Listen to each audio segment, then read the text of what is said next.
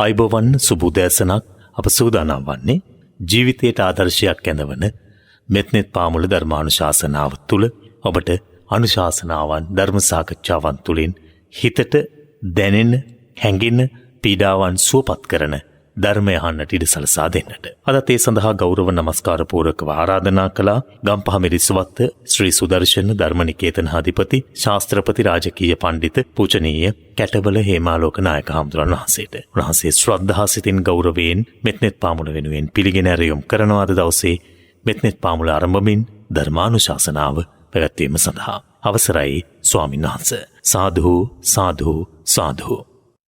තිලවක් සනහා වදාළ සම්මා සම්බුදුරජාණන් වහන්සේගේ අනන්ත බුදු ගුණ ළඟ සිරස නමා නිරතුරුව ලෞතුරා උතුම් දහමින් සැනසුණු දේවතාවුන් වහන්සේලාට අදත් සුපුරුදු පරිදි හදනවා දහමින් සැනහෙන්නටයි මේ මොහොතේ අපි ආරාධනාව සිදු කරන්නේ. අපමණ තෙදැතේ පින් පිරිහදවතකින්නේ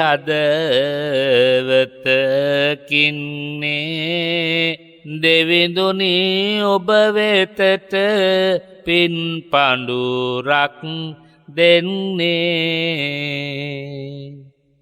ඒ පින් රැගෙන සත් වග වෙත ලං වෙන්නේ. දෙසනා උතුම් බණ පද සවනට ගන්නේ.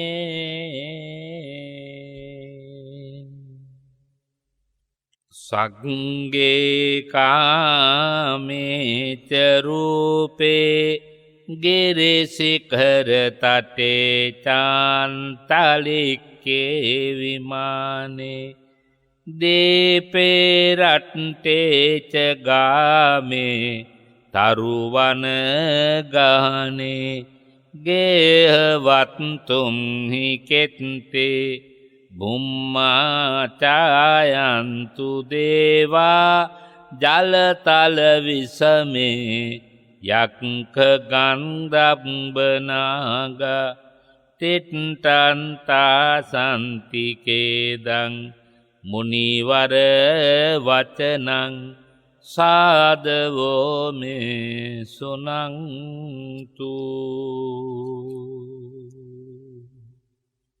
පරම ලෝතුරු ධම්මගංග ත්‍රිවිධ ලෝතලයට බෙදන්නේ. ඒ බුදුන් සිරි පාදයුග්මය දෙව් බඹුන් නිරතුරු වඳින්නේ. එදා මෙන් මේ අදත් හෙටටත් ඒ බුදුන් සරණම ලබන්නේ.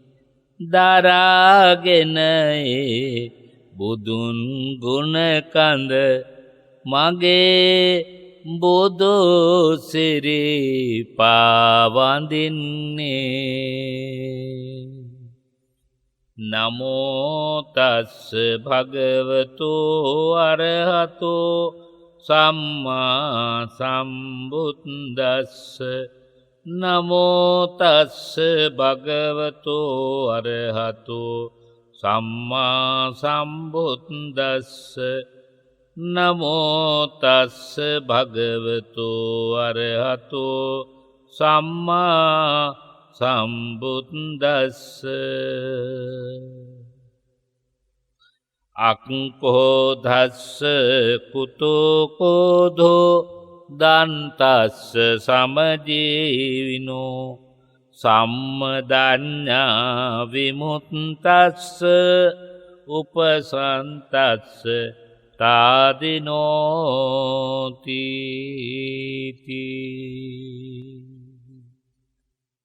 ලෝතුරා අමා දහම් ගඟෙහි පිහිනමින් ලද ආධ්‍යාත්මික සිසිලස පරපුරෙන් පරපුරට විහිඳුවා වදාරමින් දේශා වදාරමින් අද දක්වා ඒ දහම් මමා සිසිල සොලවට වින්දනය කරන්නට මග පාදා වැඩ ඉන්න වැඩ සිටි සියලු පරම පිවිතුරු සිරිපා ඇති මහා සංගරුවනට අපගේ ගෞරවාදර නමස්කාරය වේවා. ලෝතුරා දහම් මගින් සැනහෙන්නට ඔබ වහන්සේලාගේ ආශිර්වාදය අපටත් අපේ ආශිර්වාදය ඔබ වහන්සේලාටත් නිරතුරුව ලැබේවායි නමස්කෘති පෙරටුව ප්‍රාර්ථනා කරනවා. එබඳු ශාසනික මෙහෙවරක නිරතවන දිගු පරපුරකට හිමිකම් කියන ගරු කටයුතු මෙහෙණින් වහන්ස ඔබ වහන්සේලාටත් අපගේ ගෞරවාදර ආශිර්වාදය වේවා. සිව් දෙසින් සම්බුද්ධ ශාසනයට ආශක්තව සිව් පසයෙන් සම්බුද්ධ ශාසනය නිබදව පෝෂණය කරන සදැහැති ධර්මකාමී වාසනාවන්ත පින්වත්නි. අප දන්නවා ඔබ ආදරයෙන් ගෞරවයෙන් විශාල කැපවීමකින් මේ දුෂ්කර කාලයත් වෙන් කරගෙන ශ්‍රමයත් කැප කරගෙන මේ උතුම් ධර්මදානයෙන් හදවත සනසා ගන්නට අධිෂ්ඨානයක් ඇතිව මෙත්නෙත් පාමුල වැඩසටහන ගුවනේ දිගහැරෙන තෙක් ඊටාම ගෞරවයෙන් ආදරෙන් බලාපොරොත්තු සිටින බව. ඒ පින්නති ඔබගේ මනදොල පූර්ණේ කිරීම සඳහා අදත් අපට සදැහැති සිතකින් දායකත්වයේ දරන දායක පින්නතුල්ලා පිළිබඳව සිහිපත් කරලා ධර්මදේශනාව ආරම්භ කරන්නයි කල්පනා කරන්නේ. අද දවසේ බලංගොඩ කොටවෙහෙර මංකඩ කණ්ඩිය පිට ලිපිනයෙහි පදිංචි UM නදීකා විජේතුංග පින්වත් මහත්මිය MV හේමසිරි ඩයස් පින්වත් මහත්මයා සමග UM හීමැණිකේ පින්වත් මහත්මිය කියන තුම්පොළ අපට දායකත්වයේ දරමින් අභාවපත් වූ මව්පියන්ට මෙන්ම සුජීවත්ව වාසය කරන හැමට සුභාශිර්වාද කරන්නටයි ඊතා බලාපොරොත්තු සහගතව මේ පින්කමේ දායකත්වයෙන් බැඳින්නේ. මේ සදහැවතුන්ගේ ප්‍රාර්ථනාවල් සියල්ල එලෙසින්ම සමෘද්ධ වේවායි අපද අධිෂ්ඨාන කරන අතර පින්නැති සදැහැති ඔබ හැම දෙනාගේම බලාපොරොත්තු සඵල කරගන්නට මේ ධර්ම දානමේ පුණ්‍ය ශක්තිය හේතුපකාර වේවා කියා ප්‍රාර්ථනා කරන්න. පින්වත් වාසනාවන්ත ධර්මකාමී භවතුනි, අපට මේ ජීවිතේ ඇදවැටෙන හැම විටකම නැගී හිටින්නට වාරුව ලැබුණේ ධර්මයේ.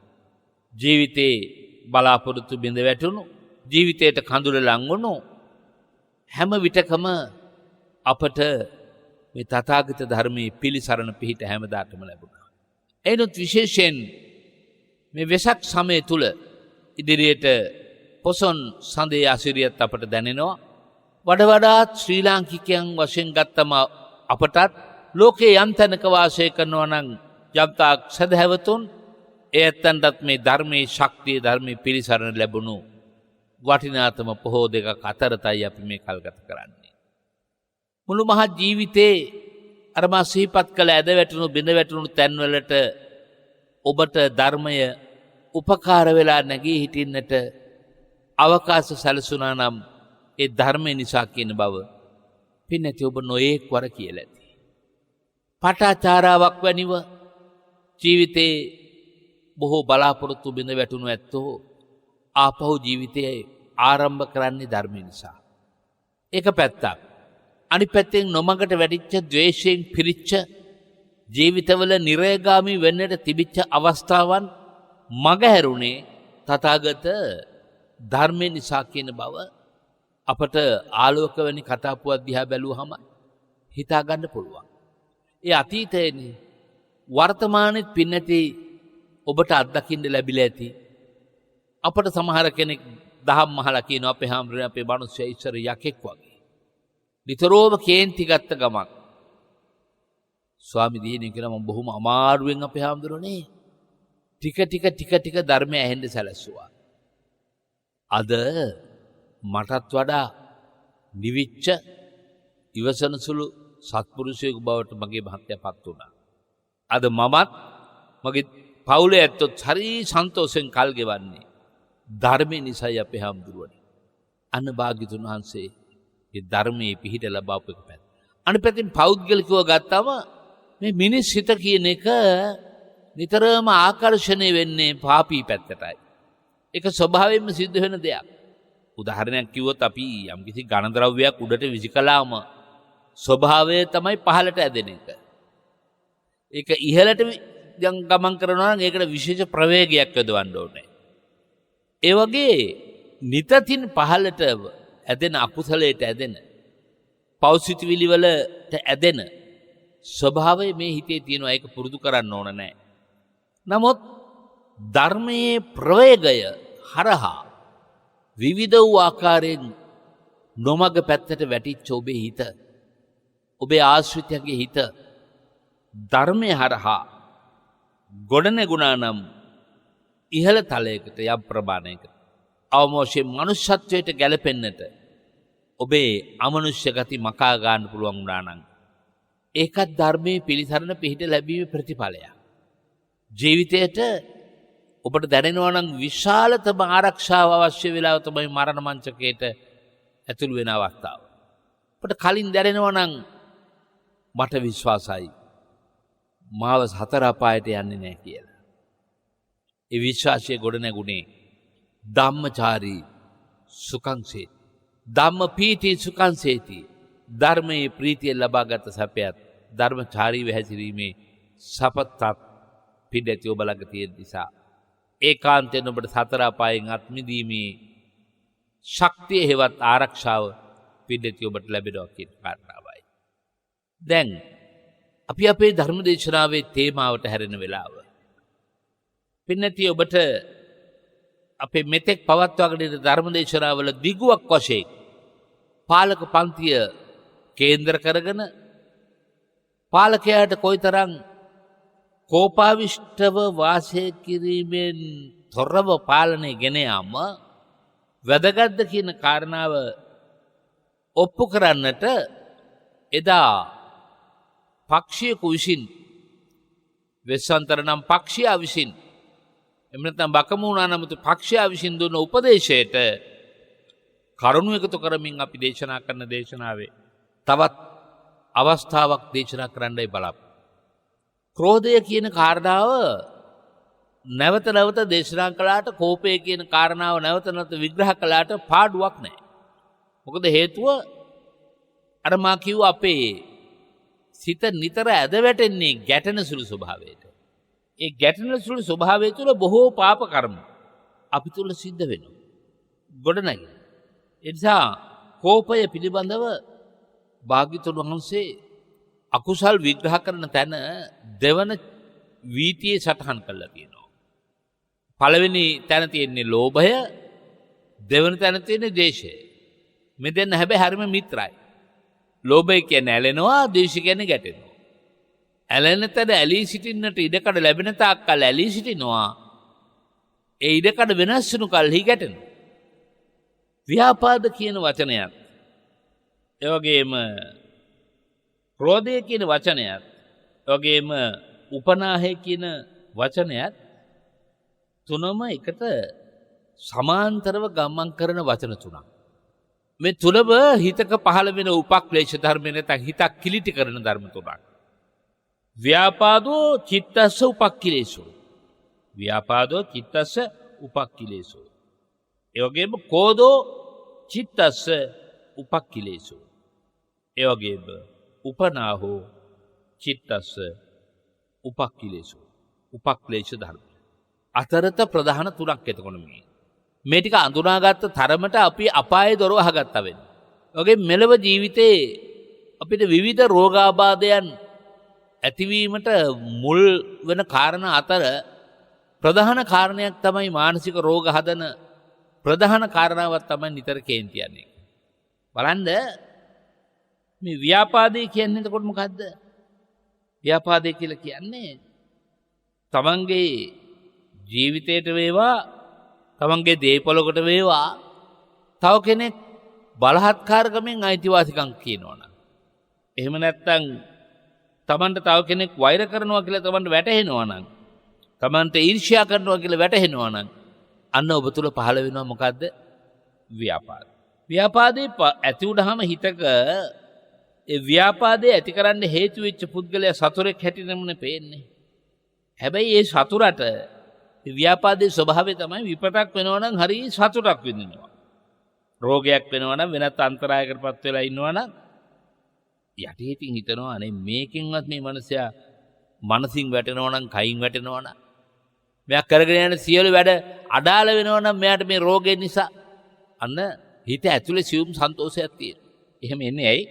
ව්‍යාපාදේ නිසා. බලන්න හිතලා ඔබේ හිත ඇතුලෙත් එහෙම මොන එකාකාර ව්‍යාපාද සිතුවිලි ඇවිත් තියනවද කියලා. ඔබට හතුරුකම් කරන, ඔබේ දරුවන්ට හතුරුකම් කරන, ඔබේ පවුලේ අයට හතුරුකම් කරන, සහෝදර සහෝදරියන්ට හතුරුකම් කරන කවුරු හරි කෙනෙක් ළඟපාත හරි දුර ඈත හරි ඉන්නවා නම් ඔබට ආරංචි වෙනවා අන්න අහවලාට රියානතුරක් වෙලා. නැත්නම් අහවලාට අහවල් රෝගය හැදිලා කියලා ආරංචි. හිත ඇතුලෙන් හිතනවා කටිමුත් කියනවා අනේ මම මේ විපතක් වෙන්න හිතනවා නෙමෙයි. නමුත් හොඳයි කියනවත් නෙමෙයි වෙච්ච දේ. නමුත් ඔහම අයට ඔහම වෙලා මාදි. එහෙම සිතුවිලි එන්නේ ඇයි? ව්‍යාපාද මූලයේ හිතේ තියෙන නිසා. ඒක 아무තෙන් කවුරුවක් පුරුදු කරන්න ඕන එකක් නෙවෙයි කියලා මා කිව්වා. එහෙනම් පුරුදු කරන්න ඕන මොකද්ද? ඔබ දියුණු මිනිසෙක් වෙන්නේ. ඔබටත් ස්වභාවික ලෝකයේදී මේ සිතුවිලි එනවා. අනේ යත්තගේ ජීවිතය ආරක්ෂා වේවා. ඒ ගෙදර මිනිස්සයා තාත්තයි. ඒ මිනිස්සයාට මොකක් හරි වුණොත් දරුවෝ අනාථයි. අසරණයි. අනේ මා කළ යම් තා පින් ශක්තියක් ඇද්ද? ඒ පිනේ ශක්තියෙන් ඇත්ත සුවපත් වේවා කියලා.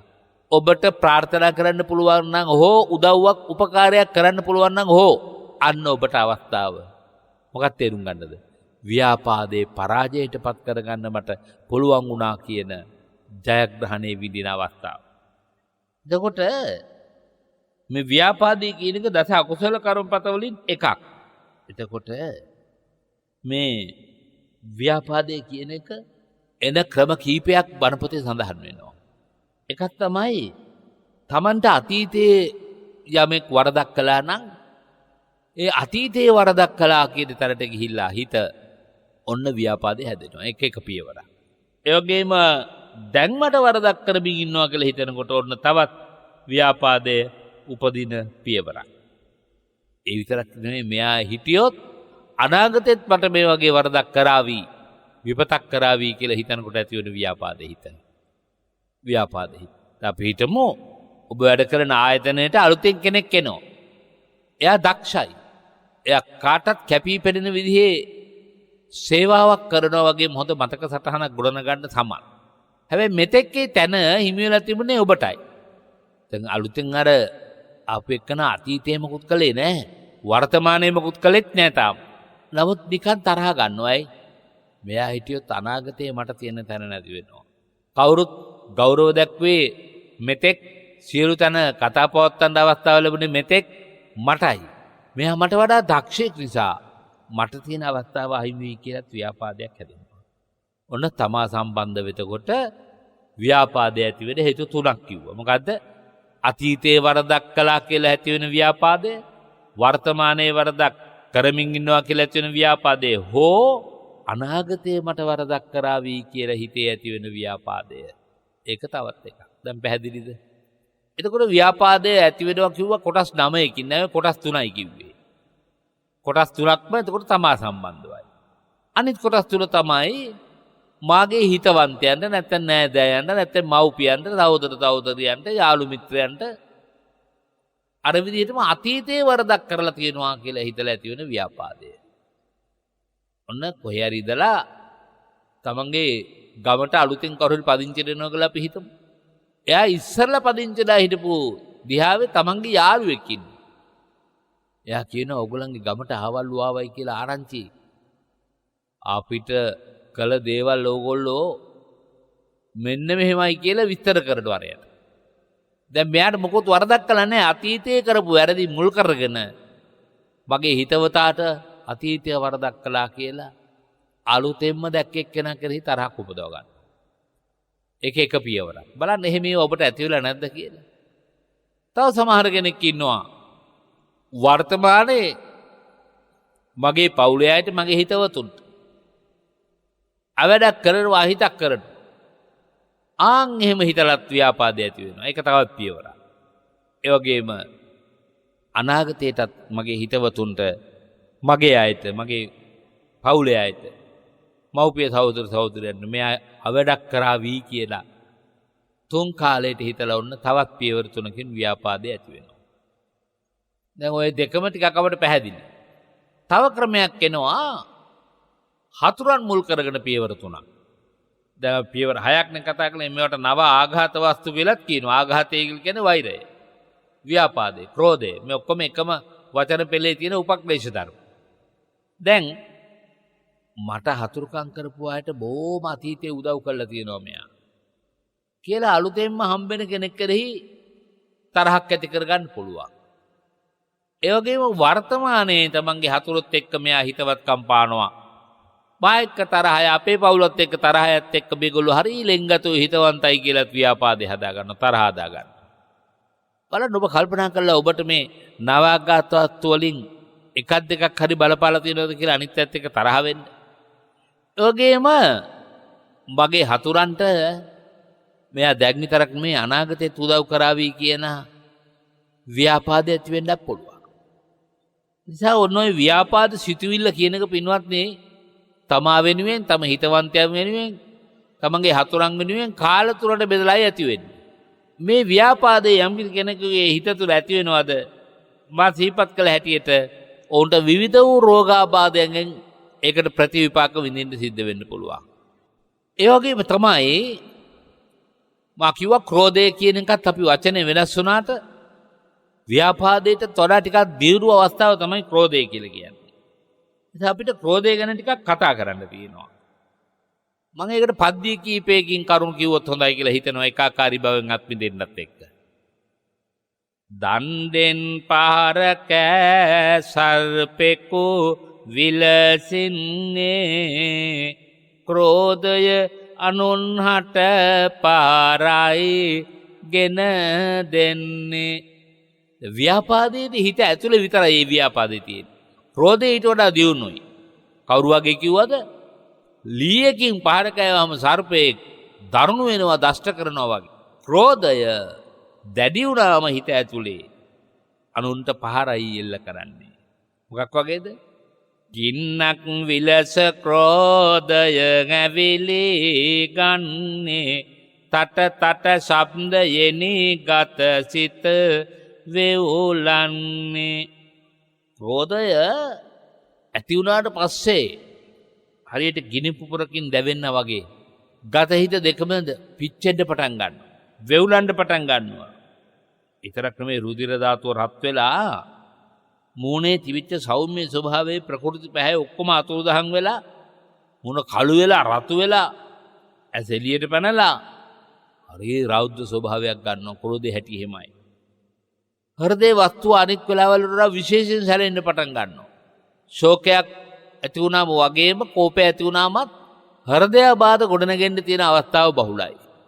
දැන් ඒ ක්‍රෝධය ඒ විදිහට වැඩෙන ආකාරය ගැන කියන්න මං කිව්වා දැන් නවාගත වස්තු වශයෙන් ව්‍යාපාද ඇති වෙනවා කියලා. ක්‍රෝධයත් ඒ විදිහටම උපදිනවා. හැබැයි මේ අසත්පුරුෂයෝ ඉන්නව නේද? අසත්පුරුෂයාට මෝඩයාට කාරණාවක් ඕන නැහැ. අස්ථානෙත් ක්‍රෝධය උපදිනවා. අතර ක්‍රම 9ක් කිව්වනේ අපි. එහෙනම් තව 10 වෙනි ක්‍රමයක් තියෙනවා මොකද්ද? කිසිම හේතුවක් නැතුව වැස්සත් කෝප වෙනවා. අවුවටත් කෝප වෙනවා. ඇවිදගෙන යනකොට පය ගලක හැපුණත් ක්‍රෝධ ගන්නවා. මොකක් හරි ලියාගෙන යනකොට ඒක වතාවක් දෙකවල් ලිව්ව හරියට ලියා ගන්න බැරි නම් කොලෙත් පොඩි කරලා පෑනත් විසි කරලා නැගිටලා යනවා. ඒක කොහොම අස්ථානයේ ඇති වෙන කෝප ගැනීම. එතකොට ඒකට අපි හොඳ උදාහරණයක් කියන්න. ලස්සන කතා පොතක් තියෙනවා දුෂ්ට කුමාරයෙකු පිළිබඳ කතාව. ඉස්සර බරණැස් නුවර හිටිය කිතවාස කියලා රජ කෙනෙක්. ඒ රජුරවන්ට පුතෙක් හිටියා. ඒ පුතා ඉපදිච්ච මුල් වෙලාවෙම වෙලාව බලපු නැකත් බලන අය ලක්ෂණ පාඨකයෝ කිව්වා මේ කුමාරයා කවදා හරි වතුර නැතුවයි වතුර ටිකක් බොන්න විදියක් නැතුවයි මැරෙන්නේ. අන්නකො ලක්ෂණ පාඨකයන් තියෙන නැත්නම් සාස්ත්‍ර කියන අයගේ හැම සාස්ත්‍රයක්ම වරදින්නෙත් නැහැ කියන එක මේ කාරණාව පැහැදිලි කරගත්තම අපට තේරෙයි. දැන් මේ කුමාරයා හරිම දුෂ්ටයි. ඒ හින්දා මේ කුමාරයාගේ නම දුෂ්ට කුමාරයා. වැඩි වයසට පත් වුණාට පස්සේ කිතවාස රජුරෝ කල්පනා කරනවා මේ පුතාට මම යුවරජකම දෙන්න ඕන. හැබැයි ලක්ෂණ පාඨකයෝ නැත්තම් ශාස්ත්‍ර බණයි කියලා තිබුණ මොකද්ද? මේ පුතා වතුර ලැබෙන්නේ නැතුව මැරෙනවා. ඒ නිසා මම රටේ හැමතැනම පැන්තට ඒවල් ඉදි කරන්න ඕන විශේෂයෙන් 4 නගරද්වාර 4. ඒ වගේම අනිත් තැන්වල එහෙම හිතලා මහා පොකුණු හැදෙව්වා. ඒ වගේම හැම මන්සන්දියකම පැන්සල්වල් හැදෙව්වා. දවසක් මේ දුෂ්ට කුමාරයා බුරුවන් මීට පෙරත් මං හිතන්නේ මේක සිහිපත් කරලා තියෙනවා. ඇතා පිට නැගිලා නගර සංචාරයේ ඇවිදිනවා. ඔය අතර උයනටත් යනවා.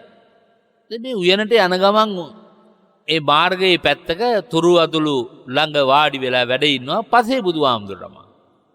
ලැබිච්ච පින්ඩපාතේ ටික වළඳන්නයි දැන් මේ වාඩි වෙලා ඉන්නේ. ඉක්මනින් දැන් මේ කිතවාස රජුරොත් එක්ක යන පිරිස රියවලින් බහැලා දුවලා ගිහින් ගෞරව කළා වන්දනා කළා. දැන් මේ දුෂ්ට කුමාරයා කල්පනා කරනවා මගෙත් එක්ක යන මිනිස්සු මං දිහා බලන්නේවත් නැතුව මම වාහනේ ඉඳද්දිම රටේ ඉඳද්දිම බහැලා ගිහිල්ලා මේ මුණ්ඩකයට වඳිනවා. මුඩ මහනට වඳිනවා. කේන්ති ගත්තා. ප්‍රශංසා කරනවා. තවදුරටත් ක්‍රෝධ ගත්තා. දැන් ක්‍රෝධය ඇති වෙන හැටිනේ මේ කිව්වේ. දැන් මෙයාට මොකවත් වරදක් කළා නෙමෙයි. දැන් මේක මෙයාගේ හිතවතෙකුටවත් අහිතවන්තයෙකුටවත් අතීතයේ වරදක් කර එකක්වත් නෙමෙයි. අස්ථානයේ ඇති වෙන කෝප ගැනීමක් මේ. මෙහෙම වෙන අවස්ථා තියෙනවා පින්නත් නේ ඕන තරම්.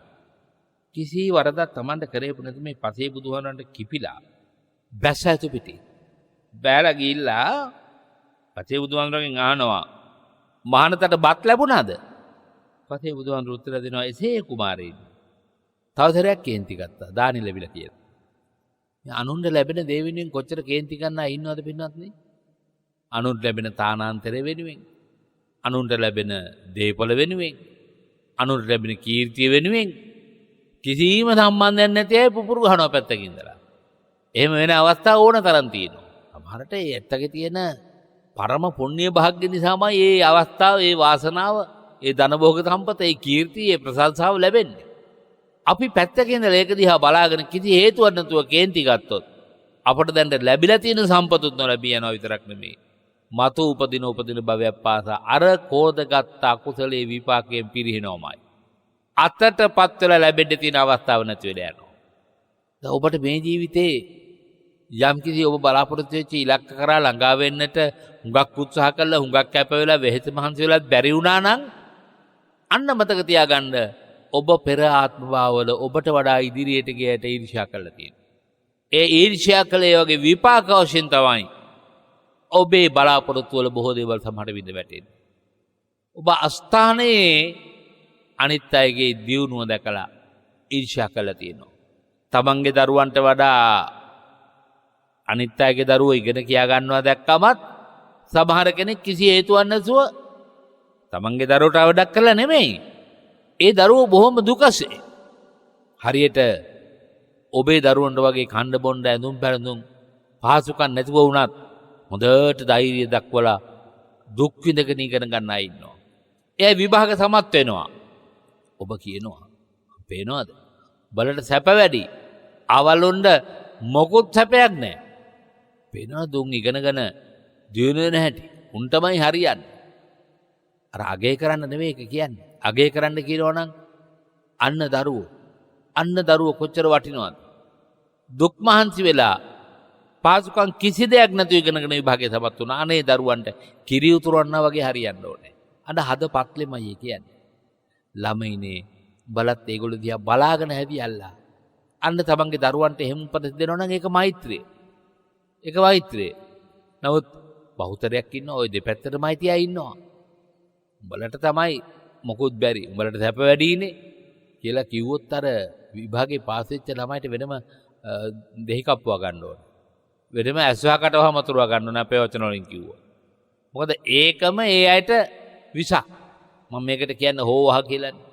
හාවක් හුවක් නැතුව දෙන වහ හෝවහනේ. ඒ නිසා මේ ක්‍රෝධය කියන එක හිත ඇතුලේ පහළ වෙලා ඒ විදිහේ වචනයක් කිව්වත් වචනයක් කිව්ව නැතත් හූල්ලලා බැලුවා. ඊර්ෂ්‍යාවෙන් කෙනෙක් දිහා, ගහක් කොළක් දිහා, හැදී වඩාගෙන ඉන්න ගෙයක් දොරක් දිහා. ඒ කෙවල් දොරවල් හදාගන්න බැරුව අතරමක නවතිනවා. ඒ නිසා නෝ පූල් ගෙඩියක් එල්ලන්න. ඒ නිසානේ පඹෙක් හදන්න. එක පාටම අවධානය යොමුන එක වළක්වන්නනේ. මොකද හැමෝගෙම හදවත් එක වගේ නෙවෙයි. ගහකොළක් දිහා බලනවා නේද? හොඳට ගෙඩි පිරිච්ච ගහකොළක් දිහා. අපි ඊර්ෂ්‍යාව කියන එකකට දාමු ක්‍රෝධය කියන වචනේ. ජම්බු පහුවදා ඉඳලා පණුව ගහනවා. ගෙඩි ටික ඔක්කොම වැටෙනවා. ඒ මොකද ඒ තරම් විසසහගත ශක්තියක් තියෙනවා මේ හිතක් ඇතුලේ තව වස්තුවක පරිහානිය ඇති කරන්න, කෙනෙකුගේ පරිහානිය ඇති කරන්න. ඒ නිසා ඒ වගේ ආරක්ෂාවත් ඇත්තටම ඔබට ඕනේ. නිතර තුනුරුවන්ගේ අනන්ත ගුණ බලයෙන් ආරක්ෂක වළල්ලක් හදා ගන්න ඕන අපි. ඇස්වා කටවා ඕවා ග්‍රහපල දුරු වෙන්න. පසේ බුදුහාමුදුරන්ට දැන් ලැබිච්ච පින්නපාතයක ලැබෙන උන්වහන්සේක පිනට. කිතවාස රජුරන්ගේ පුතා දුෂ්ට කුමාරයාට යෝ රජකම වුණත් පරණ යම්කිසි පිනකට. දැන් බලන්න පව පිනෙන් වහන්න පුළුවන් කියන වගේම පිනත් පවෙන් වැහිලා යනවනේ. දැන් මහා පාපයක් මේ කරගත්තේ. අර වචනෙන්මත් හිත රෙද්දෙව්වා. එච්චර විතරක්ද? පාත්‍රය අරගෙන ගැහුවා පොළවේ. පයි පාගල දැම්මා. පස්සේ බුදුහාමුදුරුවෝ කල්පනා කරනවා මේ අඥානය විනාශ. අනේ මොන අකුසලයක්ද කරගත්. පින්නත් නේ. ඔබේ ජීවිතයටත් නොඑක අය නොඑක ආකාර මේ වගේ අඩන්තේට්ටම් කරන්න පුළුවන්. ඔබ හිතන්න ඕන වෙන මොකුත් නෙමෙයි.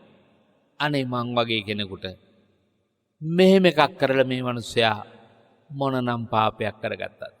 අනේ අහවලාට මේ වගේ විපතක් කරලා මේ මිනිස්සයා මොන පාපයක් කරගත්තද අපොච්චියේ කියලා. ඔබ කලකිරෙන්න ඕනේ. එකට එක කරන්න යන්න එපා. එකට එක කියන්න යන්නත් එපා. මතක තියාගන්න. මේ සිතක් තුළ පහළ වෙන සිතුවිලි සමග ක්‍රියාත්මක වෙන කායික ක්‍රියා සමග නිතර අනුබද්ධයි මේ විශ්වයේ ශක්තිය. කාට හොරෙන් යමක් කළත් හොඳ දෙයක් කරතත් එහෙමයි නරක දෙයක් කරතත් එහෙමයි විශ්වය බලා ඉන්නේ. ඒක විශ්වයට අයිති න්‍යායක්. විශ්වයට අයිති න්‍යායෙන් හොඳ දෙයක් කළොත් හොඳ ප්‍රතිඵලය ළඟා කර දෙනවා.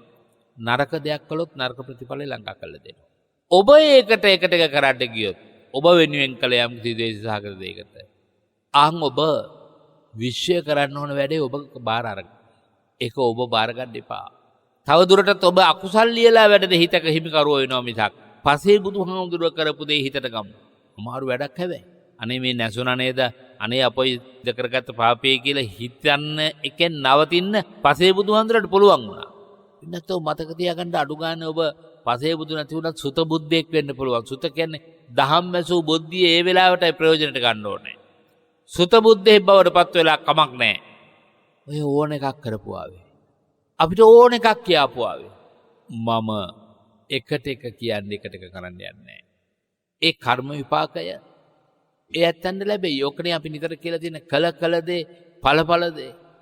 සමහරට ඔබ හුඟක් උදව් කරපු අය යන්තරකට ආවට පස්සේ ඔබ අමතක කරලා දාලා. ඔබට නොයේ කඩන්තේට්ටනුත් කරන්න පුළුවන් අමතක කළා විතරක් නෙමෙයි.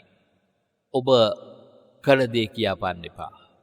කළ දේ ඵල දේ මා කළ දේ මට ඵල දේ. මේක කටපාඩම් කරවලා තියෙනවා. උන් කළ දේ උන්ට ඵල දේ. නැවත අමතක වුණ හින්දා මේක මතක් කරගන්න. එතකොට ගැටුම් නැහැ. ඔබ මතක තියාගන්න. ඔබ ජයග්‍රහණය කරපු අය වෙනවා. දැන් මේ ක්‍රෝධයට උදාහරණ කතා අපි මේ කියාගෙන යන්නේ. දැන් රජෙකුට හා රජකුමාරයෙකුට ඉවසීම කොච්චර වැදගත්ද කියලානේ අපි අර උපදේශනෙන් මේ පෙන්නලා දෙන්නේ. පක්ෂියා කිව්වේ ඒකනේ. ඒකමයි මේ නොයෙක් අතුරු කතා එකතු කරගෙන තෝරන්නේ. ඒවා අපේ ජීවිතවලට වැදගත්. අනුකම්පා සාගතව පසේ බුදුහාඳුරෝ ඔළුව උස්සලා බැලුවා. කාදියාද දුෂ්ට කුමාරයා දිහා. මූණ දිහා බැලුවාමත් කේන්ති ගත්තනේ. දුෂ්ට කුමාරයා. ශ්‍රමණය මොකද මන් දිහා බලන්නේ? මට මොකක් කරන්නද? ඔබ දැනගනින් ශ්‍රමණය මම කිතවාස රජුරන්ගේ පුතා. මගේ නම දුෂ්ට කුමාරයා. එහෙමද? ඒක අහගෙන නිස්සබ්ද වෙලා පසේ බුදුහාමුදුරෝ දැන් දවල් දාන්නේ නැහැ. ආසීම හිමාලයට වැඩියා. දුෂ්ට කුමාරයාට පසේ බුදුහාමුදුරට කරපු අපරාධයේ එවලෙම විපාක දෙන්න පටන් ගත්තා. ශරීරයේ හරියට ගින්නට පිච්චිච්ච අවස්ථාවක් වගේ දැවෙන්න පටන් අරගෙන කෑ ගන්න පටන් ගත්තා. මට ඉන්න බෑ මාව පිච්චෙනවා කියලා කෑ ගහගෙන එතන මැද වැටුණා. බලන්න කර්ම විපාකය. පසේ බුදුහාමුදුර මොකුත් කළා නෙවෙයි. සාප කරලත් නෙමෙයි. විශ්වය සමහර දේවල් වලට එවලෙම විපාක දෙනවා. සමහර දේවල් වලට ඒ අදාළ චක්‍රයේ කැරකෙන වෙලාවට අනුව විපාක දෙනවා. ඔබ ඔබේ ජීවිතේ හොඳ වැඩ කරනකොට ඔබට කරදරාවක් කියලා අනේ මේ වගේ විපාක නැද්ද කියලා හිතන්න එපා. ඔබ වටේ මා වටේ කැරකෙනවා චක්‍රයක්. එක චක්‍රයක් නෙවෙයි චක්‍ර ගණනාවක් කැරකෙනවා. එකක් කර්ම චක්‍රය, අනිත් එක මතක තියාගන්න විශ්ව චක්‍රය. මේ දෙකේම මිශ්‍රණයක් වෙලාවකට ක්‍රියාත්මකයි. මොකද කර්ම චක්‍රයත් විශ්ව චක්‍රයත්. අප වටා බලල්ලක් වශයෙන් චක්‍රේ ක්‍රියාත්මක වෙනවා කියලා අපි හිතමු. අකුසලයක් අපට විපාක දෙමින් තියෙන වෙලාවක නම් ඒ තියෙන වලල්ලේ කළු පැහැ කොටසකුයි අපට එල්ල වෙලා තියෙන්නේ. අප කරපු පින්කමක ශක්තියක් ඒ චක්‍රයේ තියෙනවා නම් ඒ චක්‍රේ පැහැ සටහන් වන්නේ සුදු පැහැයෙන්. සුදු පැහැ චක්‍රයක් අපට එල්ල වෙලා ඒ තුලයි ඉඳන් අපි වාසය කරන්නේ. ඒ ඊට ලම්බකෝ නම් අපේ මනස ක්‍රියාත්මක වෙන්නේ. අපි මේ වෙලාවේ මොන අකුසලයේ කර්මය කළත් අර පිනේ බලයෙන් අපිව ආරක්ෂා වෙනවා. අපි මොන පිනක් කළත් පිනේ බලය අපට විපාක ලැබෙන්නේ නැත්te එතකොට අකුසලයේ විපාක නිසා. මොන අකුසලයක් කළත් එතකොට විපාක ලැබෙන්නේ ඇයි? විශ්ව චක්‍රයේ මේ වෙලාවේ අපේ වෙලාව හොඳයි. දැන් අපරාධකාරයන්ට හරියනවා කියලා අපි කියන එකට කොච්චර මැසිවිලි නගනවා. අපරාධකාරයන්ට හරියන්නේ මේ වෙලාවේ අපරාධකාරයාට එල්ල වෙමින් තියෙන తত্ত্বය චක්‍රයේ බලපෑම පරණ පින. කොච්චර හොඳ කළත් හොඳක් අහන්න දකින්න හොඳක් සිද්ධ වෙන්න අවස්ථාව නොලැබෙන්නේ හුඟක් දෙනකොට මොකක් නිසාද එහෙනම්? පරණ පව. මේක අනුන්ගේ වරදක් නෙමෙයි. මම හැම වෙලාවෙම කියන්නේ මට ලැබෙන්නේ මම වපුරපුවා. යාදිසං වපතේ බීජං තාදිසං හරතේ පලං. අපි හුඟක් වෙලාවට ක්‍රියාත්මක වෙන්නේ වර්තමාන ශක්තියින් සමග නෙවෙයි. අපේ ජීවිතේ වැඩිපුර බලපෑමක් කරනවා අතීතයේ අපි ගොඩනගපු ශක්තිය. අපේ ජීවිතේ කොච්චර කියලාද පින්නන්ති සමහර විට අනේ මං කුරා කුඹියකටත් වරදක් කළේ නැයි මට මෙහෙම වෙන්නේ. මේ ටික ඔබට මං කටපාඩම් කරවලා තියෙනවා. මොකද වැදගත්ම වෙන්නේ වර්තමානයේ හිත හදාගන්න එක ධර්මයේ. ඇද වැටෙන විද වැටෙන හිත නැගිට්ටුවා ගන්න එකයි ධර්මයේ. දැන් අන්න බලන්න ඔබ ඒ විදිහට කියන්නේ ඔබට ඔබ අතීතයේ පිළිගන්න හින්දා. සමහරට අපෙමුත් අහනවා මේ වගේ දෙයක් වෙන්නේ මොන කර්මයක් කළාටද අපි හඳුරන්නේ. ඉතින් අපිට ඒක අහවල් කර්මය කියලා නිශ්චයයෙන් කියන්න බෑ. නමුත් මේ වගේ දෙයක් වෙන්නේ මේ වගේ කර්මයක් නිසා කියලා දල වශයෙන් කියන්න පුළුවන්. දැන් උදාහරණයක් වශයෙන් කෙනෙක් අකාලය භාවයටපත් වුණා කියමු. මේක අහනවා මෙච්චර පින් දහම් කළ එක්කෙනා අකාලය භාවයටපත් වෙන්නේ. මේ භවයේ එහෙම වුණාට පෙර ආත්ම භාවවල ප්‍රාණඝාත ආදී අකුසල කර්ම කළා තියෙන්න පුළුවන්. ඒ අකුසල කර්මක විපාකයයි මේ සැරේ එල්ල වුණේ. මේ භවයේ හොඳ ජීවිත ගත කළ පුද්ගලයන් මෙසේ අභාවයටපත් වෙන්න සිද්ධ වෙන නිසා කියලා කියන්න පුළුවන්. හැබැයි තව හොඳ පැතිත් තියෙනවා. මේ බණහන් ඔබට ඒ වගේ නොඑක ආකාර කරුණු වලින් පීඩා විඳින අවස්ථාවක් ඇතිනේ. කෙනෙක් මේ විශ්ව ශක්තියෙහි බලපෑමට හෙවත් කර්ම ශක්තියේ බලපෑමට අනුව තමයි මේ භවයට ඇවිල්ලා උපදින්නේ. එක්කෝ කුසල කර්ම විපාක විඳලා යන්න, එක්කෝ අකුසල කර්ම විපාක විඳලා යන්න. පෙර භවයක කරපු බලවත් පුණ්‍ය ශක්තියක ආනුභාවයේ විඳින්න ඒ භවයේ ආයුෂ මදි වුණා නම් මේ භවයට ඇවිල්ලා කෙටි කලක් තුල ඒ සැප විපාක සහිත ආනිසංස විඳිමින් ඒ අවසන් වූ කල්හි ඔහු බලාපොරොත්තු වෙන ඊළඟ තැනට යනවා. ඒතර පාපයක් නිසා නෙවෙයි, පින අවසන් වෙච්ච නිසා. එහෙම නැත්නම් කෙනෙකුගේ මව් ගැබකට දරුවෙක් එනවා, පින්වන්ත දරුවෙක්. නමුත් ඒ දරුවගේ පින් ශක්තිය කොච්චරද කියනවා නම් මව්පියන්ට ඒ දරුවගේ පිනේ බලය හැටියට සැප සම්පත් ලං කරන්න තරම් ශක්තියක් නැති වෙන්න පුළුවන්. එයා එතෙන්ට ආවේ ආසන්න කර්ම ශක්තියට අදාළව විවෘත වෙච්ච ගැබක් නිසා. ඒ දරුවට ඊට වඩා ප්‍රබල දේවාදී භවයක සමහර වෙලාවට එහෙම නැත්නම් ඊට වඩා ඉහළ සැප විපාක තැනක උපදින්න සිද්ධ වෙන්න පිනක් තියෙනවා. එහෙමනම් ඔබ ළඟ ඉන්නේ නැහැ. ඔබ ළඟ ඉන්නේ ඔබට වෙච්ච ලාභය ගැන හිතලා නෙමෙයි. ඒ අභාවයෙන්පත් වෙච්ච දරුවට සිද්ධ වෙච්ච ලාභය ගැන හිතලා ඔබ හිත හදා ගන්න ඕන. ඔබ නොඑක ආකාර පින්කම් කළාට කමක් නැහැ. ඒ නිසා මතක තියාගන්න කර්මය ගැන විශ්ලේෂණය කරන කොටත් තෝරගන්න කොටත් යමකට එකම හේතුව ගන්න එපා.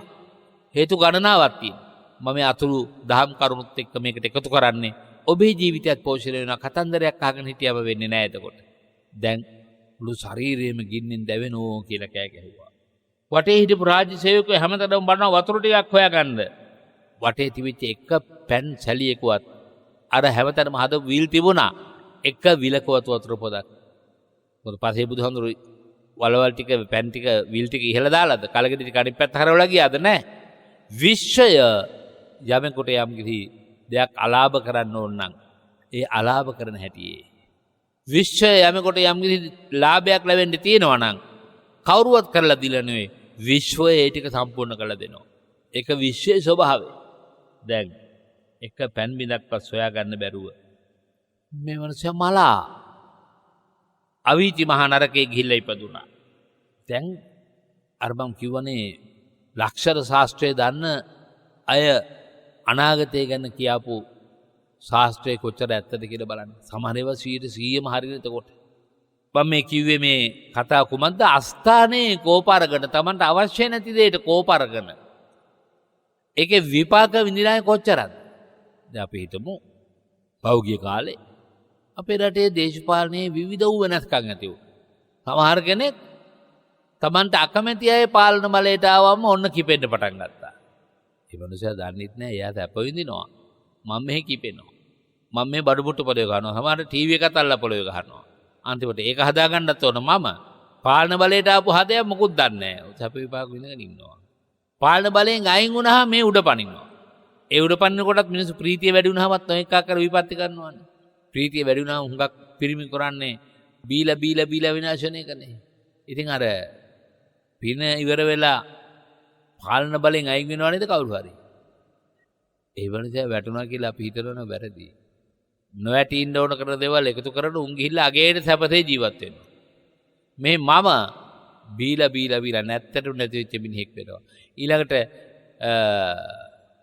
තමන් බලාපොරොත්තු වෙච්ච එක්කෙනා පාලන බලයට ආවහම එදා පාලන බලයේ හිටපු අයට ඔන්න අඩන්තෙට්ටම් කරන්නේ මේ ගමේ මිනිස්සු. මේ තමන්ගේ මිනිස්සුත් එක්ක යන කොට ගන්න. තමන්ගේ මිනිස්සුගේ දේපොළ ගිනි තියන්නේ විනාශ වෙන්නේ. මේ ක්‍රෝධයේ තියෙන බිහිසුණකමයි විපාකයන් දන්න කමයි. ඒ නිසා මම කෝප ගත්තොත් ඒකේ විපාකේ මට. බන් සන්තෝෂ වුණොත් ඒකේ විපාකෙත් මට. ඒ නිසා මතක තියාගන්න. දැන් මේ දුරජානන් හන්දගේ බණපොතේ තියෙනවා ජයං වේරම් පසවති. ජයග්‍රහණය කරපු අය වෙනුවෙන් ජයග්‍රහණය කළොත් වෛරකාරයෝ පිටසක් රැස් වෙනවා. ජයං වේරම් පසවති. දුක්ඛං සේති පරාජිතෝ පරාජයටපත් වුණොත් දුකසේන උපසන්තෝ සුඛං සේති හිත්වා ජය පරාජයක්. උපසාන්ත හිතකින් ජීවත් වෙන එක තමයි වටින්නේ. හිතලා බලන්න. අපේ ඔබ ගැන හිතලා බලන්න. ඔබ මේ ජය පරාජය දෙක ළඟ ඔබ කොච්චර දැවුණාද තැවුණාද ප්‍රීති වුණාද නොඑක ආකාර මානසික විචල්්‍යතාවයක් ඔබ තුල ඇති වුණාද කියලා බලන්න. වහාම ධර්මයට අනුව හිත හදාගන්න. අන්තිමට ඇත්තෝ කතිබති ජොලි වෙති කියන එක තමයි කියන්නේ. තියෙන දේ නැති කරගත්තයි නැත්තෝ ඔහෙ වැටි බුදියෙත්. ඒ නිසා අස්ථානේ ක්‍රෝධ ගන්න එපා. ඊළඟට භාග්‍යතුන් වහන්සේ විස්තර කරනවා මේ ක්‍රෝධය වැඩෙන පිළිවෙල මොකද්ද කියලා. ඒ සඳහාත් මම පුංචි පද්‍ය නිර්මාණ කීපයකින් කරුණු ඉදිරිපත් කළොත් හොඳයි කියලා හිතෙනවා. පළමුව ක්‍රෝධ සිතුවිල්ලයි හටගන්නේ දෙවනුව පරුස වචනය මුවාඟට එන්නේ තෙවනුව අතපයින් පහරයි පිටවන්නේ එවිටම අනුන් සතු වසුන්තුව වනසන්නේ. පෞගි දෂ්ටිකේ බලාගෙන හිටියාම මට හිතිච්ච දේවල්. ඔගේ බණ පොතෙන් මම අධ්‍යයනය කරපුවා. පළමුව මොකක්ද දෙන්නේ? ක්‍රෝධ සිතුවිල්ලක් ඇති වෙන්න ඕන. හිත ඇතුලේ ක්‍රෝධය හටගත්තා. ඒක පුරුතජන ඕන හිතක පහළ වෙන්න පුළුවන්. ඔබේ හිතේ මගේ හිතේ පහළ වෙන්න පුළුවන්. අපි දැන් කොතනින්ද නවත්ත ගන්න ඕන කියන කාරණාවයි මේ තුල අපි ධර්ම උපදේශ වශයෙන් ගන්න. ඉතින්ම අපි තුල ක්‍රෝධ සිතුවිල්ල පහළ වෙනකොට අපි නිතර ධර්ම සාකච්ඡාවලදී කතා කරලා තිනවා වගේ මේ ක්‍රෝධය මට ආදීනව පිණිසයි කියලා හිතනවා.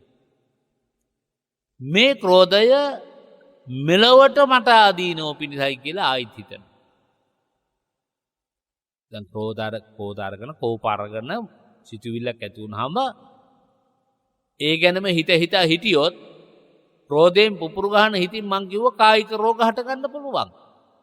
මානසික රෝග හට ගන්න පුළුවන්. ක්‍රෝධය නිසා බලාගත්තොත් ඒ බලාගෙන දත් පිටි කපින් කල් ගත කරනවා. මගේ කාලය අවසానයි. මං කරන්න තියෙන වැඩ ඔක්කොම අතපසු වුණා.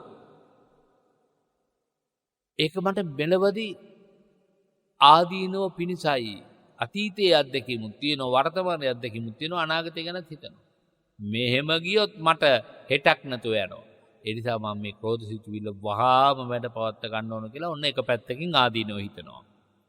ඒ කියන්නේ මෙලෝ වශයෙන් ආදීනව. ඊට පස්සේ ඉන්නවා පරලෝ වශයෙන් ආදීනව.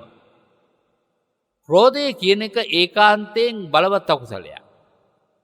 ඒ බලවත් අකුසලේ විපාකය මරණ මංචකයට අරමුණු වෙනවාමයි. 99% ඉඩ තියෙනවා පින්වත්නි ක්‍රෝධ සිතුවිල්ල චුති හිතට අරමුණු වෙන. ඒ නිසා ක්‍රෝධය තරම්ම දරුණු එකක්. අපි ආසන්න කර්ම, ගරු කර්ම, ආචින්න කර්ම කිය එක ඉගෙනගෙන තියෙනවානේ. ආචින්න කියන්නේ නිතර නිතරම ක්‍රෝධය ඇති වෙනවා නම් ඉතා භයානකයි.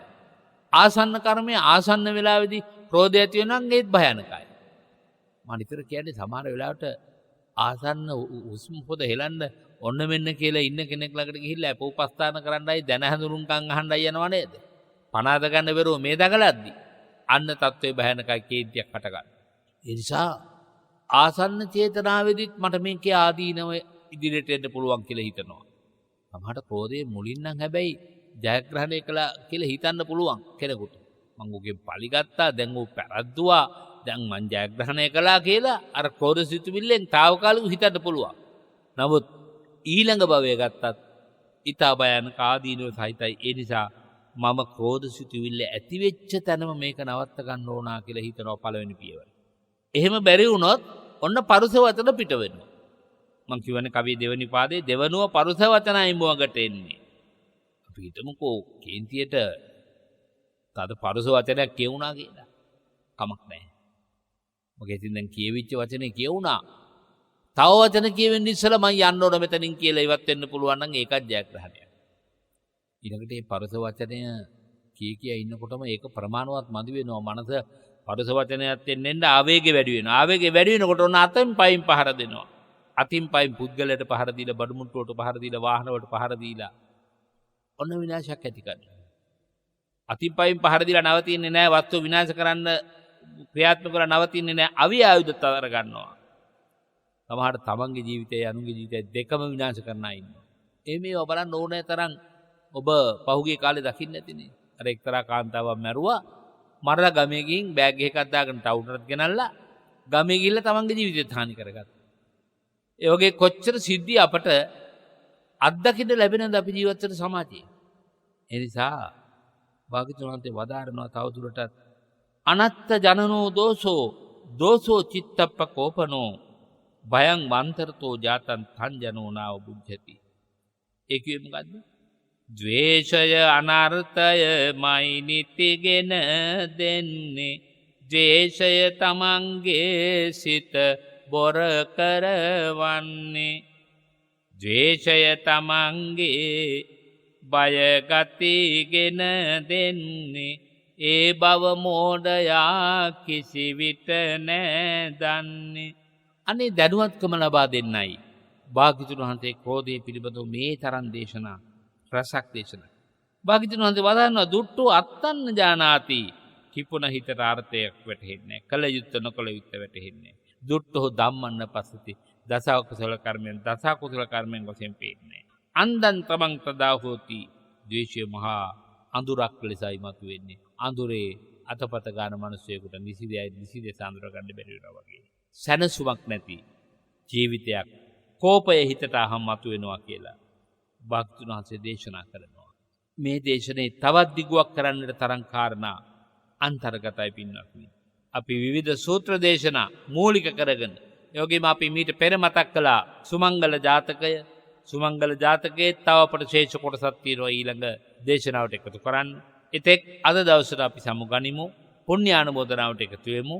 මා ආරම්භයේ සිපත් කළ හැටියට බලංගොඩ කොටවෙහෙර මංකඩ කණ්ඩිය පිටලිපිනේ පදිංචි UM නදිකා Wijetunga MV Hemasiri Dias UM හිම්මැණිකේ කියන පින්වත් සම්බුදු පිරිසයි දායකත්වයෙන් බැඳෙන්නේ. එම බුදු පිරිස අදිෂ්ඨාන කරලා තියෙනවා. ප්‍රාර්ථනා කරනු අරමුණු වශයෙන්. බලංගොඩ කොටවෙහෙර මංකඩ කණ්ඩිය පිට ලිපිනේ පදිංචිව සිටි ආදරණීය පියතුමාණන් වහන්සේ වන ඩබ්ලිව් පුණ්‍යවර්ධන පියාණන් වහන්සේගේ අභාවයෙන් 5 අවුරුද්දක් ගත වීම නිමිති කරගෙන පියතුමාණන්ට පුණ්‍යානුමෝදනා කරන්නටයි. ආදරණීය ස්වාමී දියණිය දරුවන් ඇතුළු කුලවංශයේ පින්නතුල්ලා තමන්ගේ ජීවිතයට මෛත්‍රිය විහිදුවා අප්‍රමාණ මෙහෙවරක් කළ සෙනෙහබර පියතුමාණන් වහන්සේට ස්වාමිපුතුණන් වහන්සේට පින් දෙන්නට වගේම සුජීවත්ව වාසය කරන දෙපාර්ශ්වයේ මව්පියන්ට දුක් නිරෝගී සුව පැතීමත් මියගේ සියලු ඥාතීන්ට පින් අනුමෝදන් කිරීමත් ධර්මදේශකයන් වහන්සේට දුක් නිරෝගී සුවය ප්‍රාර්ථනා කිරීමත් අරමුණු කරනවා. ඒ සියලු ප්‍රාර්ථනා ඒ අරින් මිස්ත්‍රි සිද්ධ වේවා. ලෞතර නිවනින් සැනසීම සොයන ගමනේ හැම විටකම ධර්මයේ ආධාරය තුල අකුසලයන්ගෙන් හිත මුදවා ගැනීමටත් කුසලයට හිත නමා ගැනීමටත් නිවනේ නිවීමට හිත ලං කර ගැනීමටත් මේ පුණ්‍ය ශක්තිය හේතු උපකාර වේවා කියලා ප්‍රාර්ථනා කරනවා.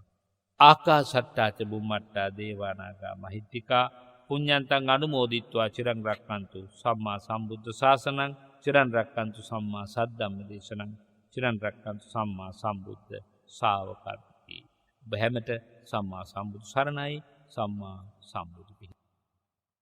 සාධු සාධු සාධු. මෙත්නෙත් පාමුල ධර්මානුශාසනාවයි එලෙස නිමාවට පත්වනේ. කොතරම් අපේ හිත රැකගත යුතුද? තැනුවා නම් තම හිත තැනුවාමය.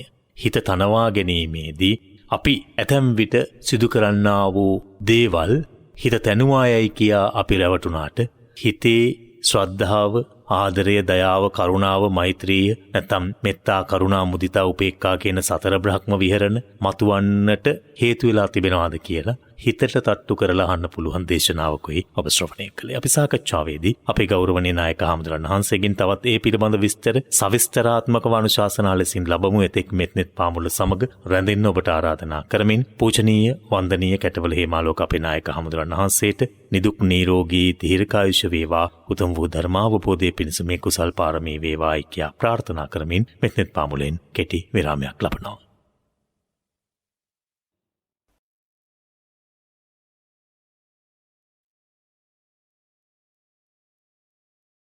අපි නැවතත් සූදානම් වෙන්නේ මෙත්නෙත් පාමුල ධර්ම සාකච්ඡාව ආරම්භ කරන්නට. මෙත්නෙත් පාමුල ධර්ම සාකච්ඡාවේදීත් අපට ඊට වැදගත් කාරණා රාශියක් සාකච්ඡා කරන්නට හැකියාවක් ලැබෙනවා. විශේෂයෙන්ම අපි ඉන්නේ මේ අන්තර් කාලයක. එක පැත්තකින් වෙසක් පුර 15ක පොහෝ දින ගෙවිලා හරියටම සති දෙකයි. ඒ වගේම අනිත් පැත්තෙන් පොසොන් පුර 15ක පොහොයට තවත් සති දෙකයි.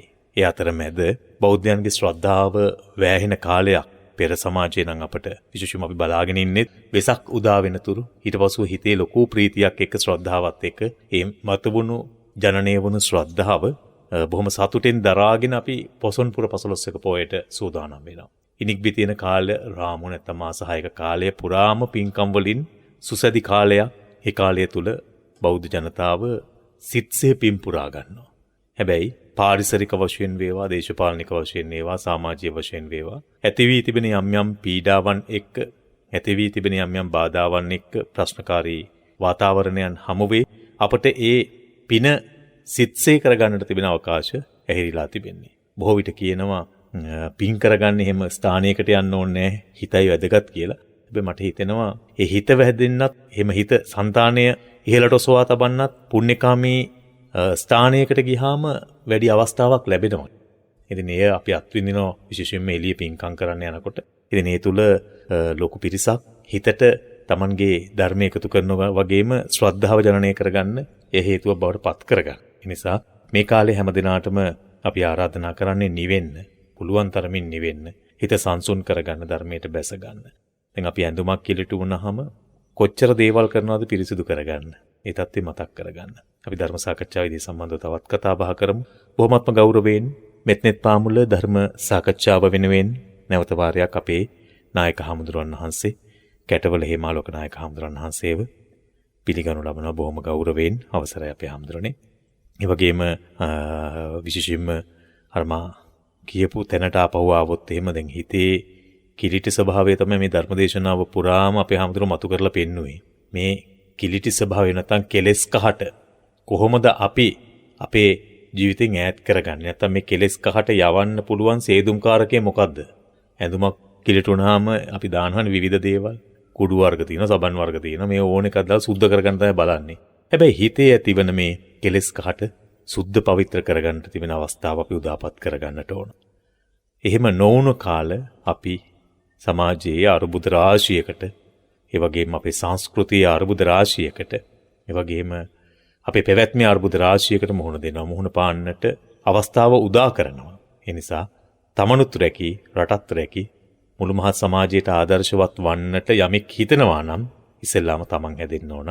තමන්ගේ මේ කෙලෙස් කහට මකන්නට ඕන. අපේ හැඳුරන්නේ. සාකච්ඡාව අපි එතනින් ආරම්භ කරමු. හිත වෙලාගෙන පවතින මේ ක්‍රෝධය, වෛරය, ද්වේෂය මේ කුමන ආකාරයෙන් බැලුවත්, අනිත් පස්සෙන් බැලුවොත් සැපසහගත ප්‍රතිපත්තීන් හමුවේ ලබා ගන්නට දරන ඒ සුඛය නැත්නම් තමන්ගේ පහසුව දිහා බැලුවත් ඇලෙනවා ගැටෙනවා කියන තැන හිර වෙලා මිනිසුන් අසරණ වෙනවා.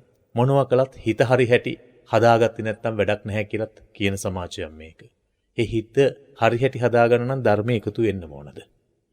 වාසනාවන්ත ධර්මකාමී පින්නතුනි, මගේ භාග්‍යවතුන් වහන්සේගේ ගුණ අතර එකක් තමයි විද්‍යාචරණ කියන බුදු ගුණය.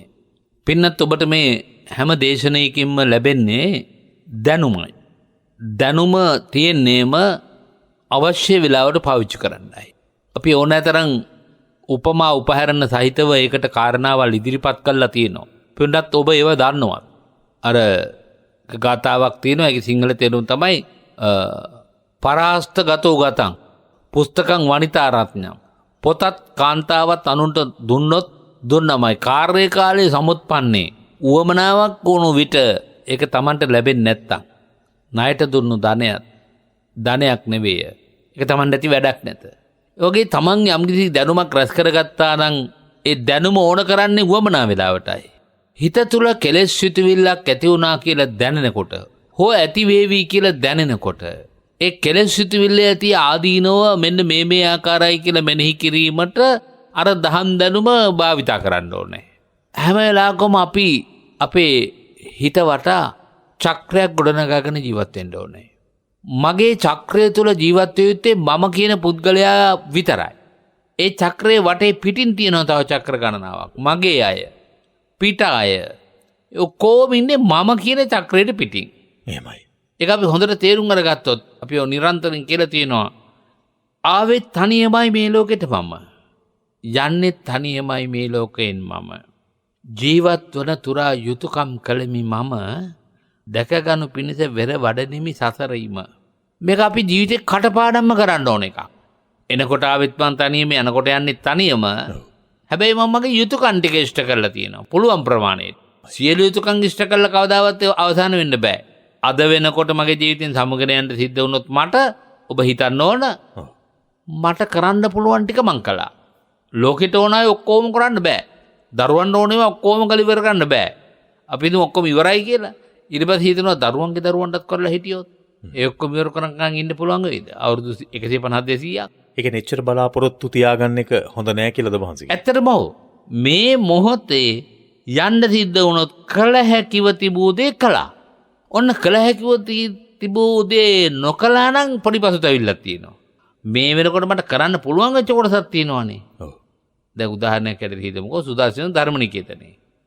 අපි දහම් පුස්තකාලයේද, වාහන නවත්තන්න තැනක්ද, ධාතු මන්දිරයක්ද මේ සඳහා පස් මහලක් සකස් කරන්න වැඩි ඉවර නෑ තව. තව කෝටි දෙකක් දෙකමාරක ධනයක් ඕනේ වැඩි ඉවර කරන්න. දැන් මේ වෙනකොට මන් ටිකක් අසනීපෙන්. අපි හිතමුකෝ මේ ශල්‍ය කර්මයේදී මට අවසාන හුස්ම හෙලන්න වුණොත් කිසි කම්පාවක් නැහැනේ මට. කිසි කම්පාවක් නැහැ. ඇයි ඒ? මට කළ හැකිව තිබුණු දේ අලසව ඉඳගෙන කරේ නැතුව හිටියේ නෑ මම. බණ දහම් කියමින් රට පුරා යමින් එමින් මට කරන්න පුළුවන් දේ කරමින් මට අපෝපකාර කරන තැන මට බණ දහම් ටික කියා ගන්න පුළුවන් වුණා. ඒ සියල්ල මට කළ හැකි දේ කළානේ මං. කියන්නේ ගොඩක් අය තුල නැත්තේත් ඕකමයි නේද? මේක හදා ගන්නවා කියන එක රත්තරන් පුතේ අත්‍යවශ්‍ය දෙයක්. මා පුතාට උනත් එහෙමයි. ඔව්. දරුවෝ ඉන්නවා. පුංචි පැටවෝ තව ගොඩක් දේ කරන්න තියෙනවා. නමුත් හදිස්සියේ ජීවිතේ සමුගන්න සිද්ධ වුණොත් මා පුතා තදින් හිතට තියාගන්න. සසරට ලාභයි. මෙලවින් අයටත් ලාභයි එතකොට. මෙලවින් අයට අලාභ වෙන්න පුළුවන්. නමුත් අපි හිතන්නේ මෙලොවගේ ලාභයි අපට ලැබුණා කවන්නේ නැහැ කියලානේ. එහෙම බෑ අපි සසරට ලාභ වෙන්න ඕනේ. අපේ ජීවිතේ. සසරට තමයි අංකයකට හිතන්න ඕනේ. අංක එකට හිතන්න ඕනේ සසරට ලාභ. මෙලොව ජීවිතය ගත කරන්න පුළුවන් නම් මටත් ලාභයි අනිත්‍යයටත් ලාභයි කියලා හොඳයි. පුතේ ඒ ඕනෑම මොහොතක දැන් අද මේ මොහොතේ සමුගණ්ඩ සිදුවුණු ජීවිතෙන් කළ හැකිව තිබූ කොටස කරලා ඉවර වුණා කියන තැනට කළ හැකිව තිබු දේ කළා කියන තැන තමයි ආධ්‍යාත්මික සතුට තියෙන්නේ. ඒ කියන්නේ අනාගතය ගැන වෙනන ඉස්සරහක් ගැන බලාපොරොත්තු මත තියාගන්නවට වඩා මේ මොහොතේ මං සියල්ල ඉවර කළායි කියන තැනින් සැනසෙන්න. එහෙම කරන්න තියෙන දේ ගැන නෙවෙයි. ඒක මේ පුහුදුන් ලෝකයේ කරන්න තියෙන දේවල් පුහුදුන් හිතට නිමාවක් නැහැ. හරියට මේ මුහුදු රැල්ල වගේ. එක රැල්ලක් පාගලා ඉවර වෙනකොට ඉවර නැහැ. තව රැල්ලක් එනවා ඒකත් පාගනවා. මිනිහා මරනවා මිසක් රැල්ල ඉවර වෙන්නේ නැහැ නේ. දැන් අර ඔබ වහන්සේ කියපු උදාහරණයේදී පස්මහල් ගොඩනැගිල්ල හදනවා ඉවර නෑ. හැබැයි මේ මොහොත ඔබ වහන්සේ හිත සූදානම් කළ හැකිව තිබුණු දේ කළ හැකි දේ කළා. එච්චරයි. මේක හරි අමාරු වැඩක් ගොඩක් අයට. එහෙම නැත්නම් මේ කියන දේශන ධර්මයෙන් ඇති වැඩේ මොකද්ද මට? ඔබ අසන ධර්මයෙන් ඇති වැඩේ මොකද්ද? දැන් ඔය අම්මලා තාත්තලා කියන්නේ එහෙමනේ අනේ මගේ ඇස්පිය වෙන්න ඉස්සෙල්ලා මේ ටික වෙලා කියලා එහෙම වෙන දේවල් ලිස්ට් එකක් තියෙනවා. ඔබ වහන්සේටම ඇවිල්ලා කියලා තියෙනවා. ඔව් ඒ කරන්න හිතාගෙන ඉන්න දේවල් තව. හිතාගත් තරකාරියක් නැහැ. දැන් සමුගද යන්නොත් දැන් මං කළ හැකි දේ කළා. ඉතුරු ටික ඕගොල්ලෝ කරගෙන යන්න ඕන කියන පණිවිඩයකින් තියෙනවනේ. ඒ කියන්නේ ඔබ වහන්සේ කියන්නේ බලාපොරොත්තු රහිත වෙන්න එපා. බලාපොරොත්තුවක් තියාගන්න. හැබැයි ඒකේ ඇලී ගලී ඉන්න එපා. ඕන වෙලාවක අත්තරින්න සූදානම් වෙන්න. පැහැදිලිව. මේ පහුගිය කාලේ දේශපාලන වියවුල තුල එක භික්ෂුන් වහන්සේ නමක් මම අහගෙන කියනවා ප්‍රසිද්ධ හාමුදුරනම මමේව කතමඤ්ඤන්තුන් ගිහි පබ්බජිතා උබෝ මමමයි සියල්ල කරන්න ඕන වෙන කිසි කෙනෙකුට කරන්න බෑ කියලා හිතන්න එපා කියනවා. එහෙම හිතනයි නේද? එහෙම හිතනයි ඉන්නේ. අයියෝ ඉතින් මන් නැති කාලෙට කවුද? පූ කල්පනාවල්. අපි නැති කාලෙට ෂෝක් එකකට අනිත් අය ඉන්න දැන්. මල කඳ අරයි යනකොට මාත් ඔය වලට පණිනෝ කිව්වට කවුරුවක් පැන්නද? අද වෙනකම්. මං කියන්නේ එහෙම පණිනෝ කියලා අඬනකොටම පාන්සකුල වල මං අහගෙන ඉන්නේ හරි ආසයි. මොකද තව පාන්සකුලයක් එනවා ළඟම එතකොට. ඒතර 7 දවසේ දාන දෙකක් දෙන්න බෑ. ඔව්. ඒ වලටම පැන්නොත්. මොකද ඒ වලින් පාන්සකුල දෙන්න බෑනේ ආයේ. එයාගේ නල්ලා මිනිය තියලා. ඒ නිසා මේ බොළඳ කතා, බොළඳ සිතුවිලි හුඟක් අය මරුණාම අඬන්නේ ඉන්න අය මැරිච් එකට ඇහෙනවා නම් අඬන දේවල්. අනේ මට ඉතින් කවුද මං වෙනුවෙන් බලන්නේ කවුද මට හිටියේ ඔච්චරයි. ඒ කියන්නේ මේ අඬන්නේ මරුන් මැරිච් එකට මොකද්ද? අනේ ඔයාට ඊළඟ භවයේ මොකද්ද උනේ කියලා එකක් අඬන්නේ නැහැ. ඒක තමන් ගැන හිතලමයි තියෙන්නේ. මට වෙච්ච දේ කියලා යන්නන්නේ. මට කවුද කියලා අඬන්නේ. ඒ නිසා පොළොන්ද තැනින් මේ හිත නැගිට්ටුව ගන්න බලමු අපි. ලපටි ලඳ බොළඳ තැන කල්පනා කරන්නේ නැතුව පොඩ්ඩක් හිත උලුප්පලා උඩට ගම්මු. ඒ කියන්නේ අපි හැංගීමට වහල් වෙලා ඉන්න හින්දාද? ඒකයි දැන් මම මේ දැන් මගේ පුතා ඇහුව ප්‍රශ්නේ වෙනයි දුන්න උත්තරේ වෙනයි මං. නමුත් ධර්මයට සම්බන්ධයි. පුතා ඇහුවේ අකුසලයක් ඇති වෙනකොට ඒකට ධර්මය ඕනමද? ඔව්. ධර්මය ඕනමයි. ඒක කියාගන්නයි මේ වපසරියක් ආවේ මං. ඒ කියන්නේ ඔබ වහන්සේ කියන්නේ මේ හැංගීම ඇතිවෙන හැංගීම තුලින් ගන්නා වූ මෝඩ තීරණ නැත්තම් සසරේ ඇදබැඳ තබා ගන්නා වූ තීරණ වෙනස් කරන නම් ධර්මය ඕනමයි. ඉතින් වෙන මොකද්ද විදර්ශනාව කියන්නේ? මේකනේ විදර්ශනාව. මෙතෙන්දි හිත විසිරුවා හැරලානේ. කළ හැකිව දැන් මං කියන්නේ මම කියන කුලකයේ තුල ඉන්නේ මම විතරයි. මගේ වටේ තව කුලක තියෙනවා. ඒව එක්ක සහසම්බන්ධතාවයේ තියෙන්නේ මං සමුගෙන යන්න ලෑස්ති වෙනකම් විතරයි. පස්සේ ඉවරයි. ඊට පස්සේ ඉවරයි. ඔය සීමාව ගන්න පුළුවන් නම් මලයක් වෙලයි දාපුව මැරිච්චාය. බැනරලක් ජහනවනේ අපි අතරම නැවත ඉපදේවා. අපි අතරම මරණ එකත් හිතේ මේ සැරේ බැනුනොත් මං ඊළඟ සැරේ හරි ඇවිල්ලා තොපිකවම තමයි උපදින්නේ කියලා එහෙමත් කියන්නේ හොඳ පැත්තට එහෙම හිතනවා. අඩුයි ගොඩක්. යකෙක් වෙලා හරි පෙරේතෙක් වෙලා හරි මං තොපෙන් පලි ගන්නවා මං කියලා දැන් බණපොතේ ඕන තරම් කතා තියෙද්දි එහෙම. ඒ කියන්නේ මරණාසන්න චිත්ත වීතියට ඒක බලපානවද? බලපාන. මගේ බණේදිත් කිව්වා ක්‍රෝධය එපා. ඊට භයානකයි. මං කිව්වේ ක්‍රෝධය Tamanට ඇති වෙන ඊළඟ භවයට ඇති වෙන භයානක සිතුවිල්ල චුති හිත හදන එක. නමුත් එච්චර විතරක් නෙමෙයි. ඊළඟ භවයේ භයානක වෙලා ජීවත් වෙලා ඉන්න අයටත් දූ දරුවන් ඇතුළු අයටත් අර මං කිව්වේ අනේ ඔයගොල්ලෝ දාලා යන්නේ කොහොමද මං අප්පොච්චියේ කියලා හිතුවොත් මං කොන දෙගොල්ලටම ලාභ වෙන්න ඕන කියලා මගේ මරණය හිතුවොත් මට අලාභයි. ඉන්න අයටත් අලාභයි. හොයාගන්න බෑ ඒ මරණයෙන් පස්සේ නිතරම ගෙදර ලෙඩ වෙනවා. අතේ සතේ නැති වෙනකන් හිදෙනවා. ගෙවල් දොරවල් වල නොඑක ආකාර විස දුගඳවල් ඉන්න බෑ. උයාගත්තු බත් ටික කන්න බෑ. මොකද්ද මේ භයානකම? ක්‍රෝධයෙන් මැරිච්ච පෙරේතකමෙන් මැරිච්ච ඇත්තන්ගේ ගන්ධය මේන්නේ. ඒ ආකර්ෂණය තියෙන්නේ. ඒකයි මේ තියෙන්නේ. එනිසා අනේ ඔබ හිතන්න. ඔබ දැන් ඉඳලා හිතන්න. ඔබ තරුණ වෙන්න පුළුවන් ඒකට කමක් නැහැ. කියන්න බෑ තරුණයෝ මහමග මැරුවේ නැද්ද? මැරි වැටෙන්නේ නැද්ද? දැන් පහුගිය දවස්වල අපි දැක්කනේ එහෙම. ඇස් ඉදිරියේ දැක්කනේ. ඔවුන් රට වෙනුවෙන් හරි වේවා, ජාතිය වෙනුවෙන් හරි වේවා, සාධාරණ වෙනුවෙන් වේවා මලා. නමුත් දෙයියනේ ඊළඟට ඒ ජීවිතේට ඔය කවුරුවත් වා කියන්නේ නැහැ. උපවාස කරනකොට කියනවා මම මැරෙලොත් බල වග කියන්න ඕන කියලා.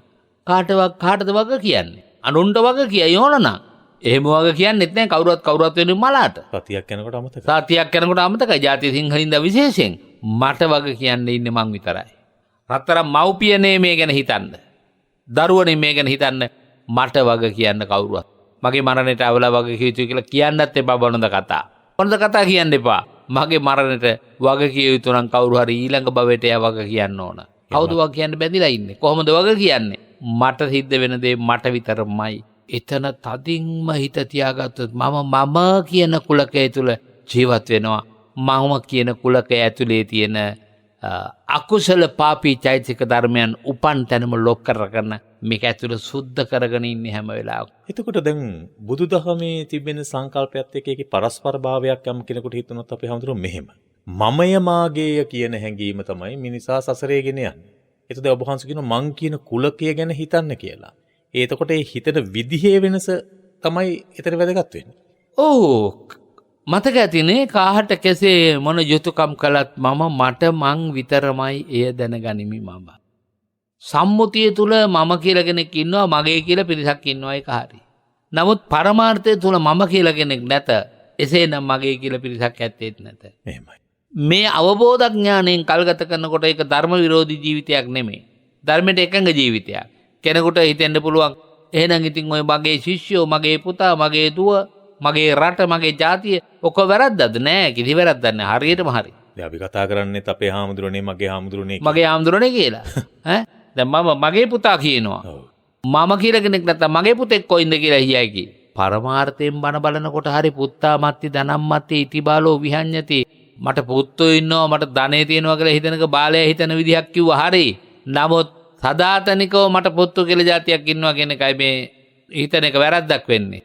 පුත්තා මත්ති ධනම් මත්ති ඉතිබාලෝ විහඤ්ඤති. අත්තා හයත් නොනත්ති මට මංවත් නැත්තම් කෝ හිනාතෝ පරෝසියා. මට අනිත් අය කෝ ඔය ටික හිතන්න කියලා බදාලේ භාග්‍යතුන් වහන්සේ. කිසි වැරද්දක් නැහැ ඒක. කිසි වැරද්දක් නැහැ. ධර්මයට එකඟයි. ඉතින් අපි ධර්මයට එකඟව මේක මේ හැඩගස්වා ගැනීමයි අවශ්‍ය. සමහරු දැන් ඔය එකඟයි කියපු ඒක ධර්මයට ගැටලුවක් නැහැ කියපු තැන වැඩි වශයෙන් නැලෙන්න. ඒක අත්තරින්න බැරි තැනකට හදාගන්න. මුලදී ආපහු ධර්මදේශ සාකච්ඡාවේ මුලට ආවහම ඔබ වහන්සේ එතනදී පැහැදිලි කරපු ඕනම වෙලාවක අත්තරින්න පුළුවන් කියන තැන හදාගන්න නැතුව ඒකෙම කිඳා බැසගෙන ඉන්නවා. ඉතින් ඒකේ හානි කර ස්වභාවය තමයි ඔබ වහන්සේ මේ පහදලා දෙනවා හිතන්නේ. මේ සමාජගත විය යුතුම කාරණාවයි මේ දේශනා කරන්නේ ඔබ වහන්සේ. සහ පුද්ගලයව අවබෝධ කරගත යුතුම කාරණාවයි ඔබ වහන්සේ මේ දේශනා කරන්නේ. ඔය දැන් මේ මම කියන්නේ අභිධර්මයේ ඕනේ. අභිධර්මයේ කටපාඩම් කර ගැනීම කියන්න අවශ්‍ය නැහැ. ඒ වෙලාවට ඇති වෙන සිතුවිලි පිළිබඳ සරලව දකින්න පුළුවන් නම් ඒක යා සතු අභිධර්ම අවබෝධය. අපි කියන්නේ ගැඹුරින් ධර්මයේ දැකීම. ගැඹුරින් ධර්මයේ දකින්න එක්කනා හිතන්නේ මොකක්ද අර බම කිව්ව විදිහට කළ හැක්ක කළා. කළ යුත්ත කළා.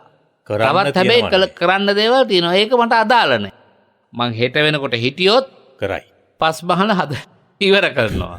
ඊළඟ අවුරුද්දට හිටියොත් පස් බහන ඉවර කරනවා. මේ අවුරුද්දේ හිටියොත් වස් සමාදන් වෙනවා. ඔව්. නමුත් මං අවුරුදු 50 ගණනාවක් කටින වස්ත්‍රාධිෂ්ඨාන කරලා කළ හැක්ක කළා. කරන්න පුළුවන් කාලේ. වස් බින්දගත්තේ නැහැ. කටර පිංකම් මට පුළුවන් හිට අංග සම්පූර්ණ කරගත්තා.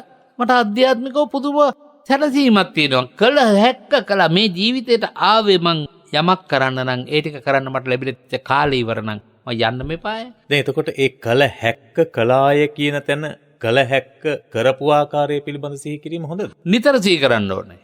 ඒකට කතාවක් තියෙනවානේ කර්ම නිමිති ගති නිමිති කියලා.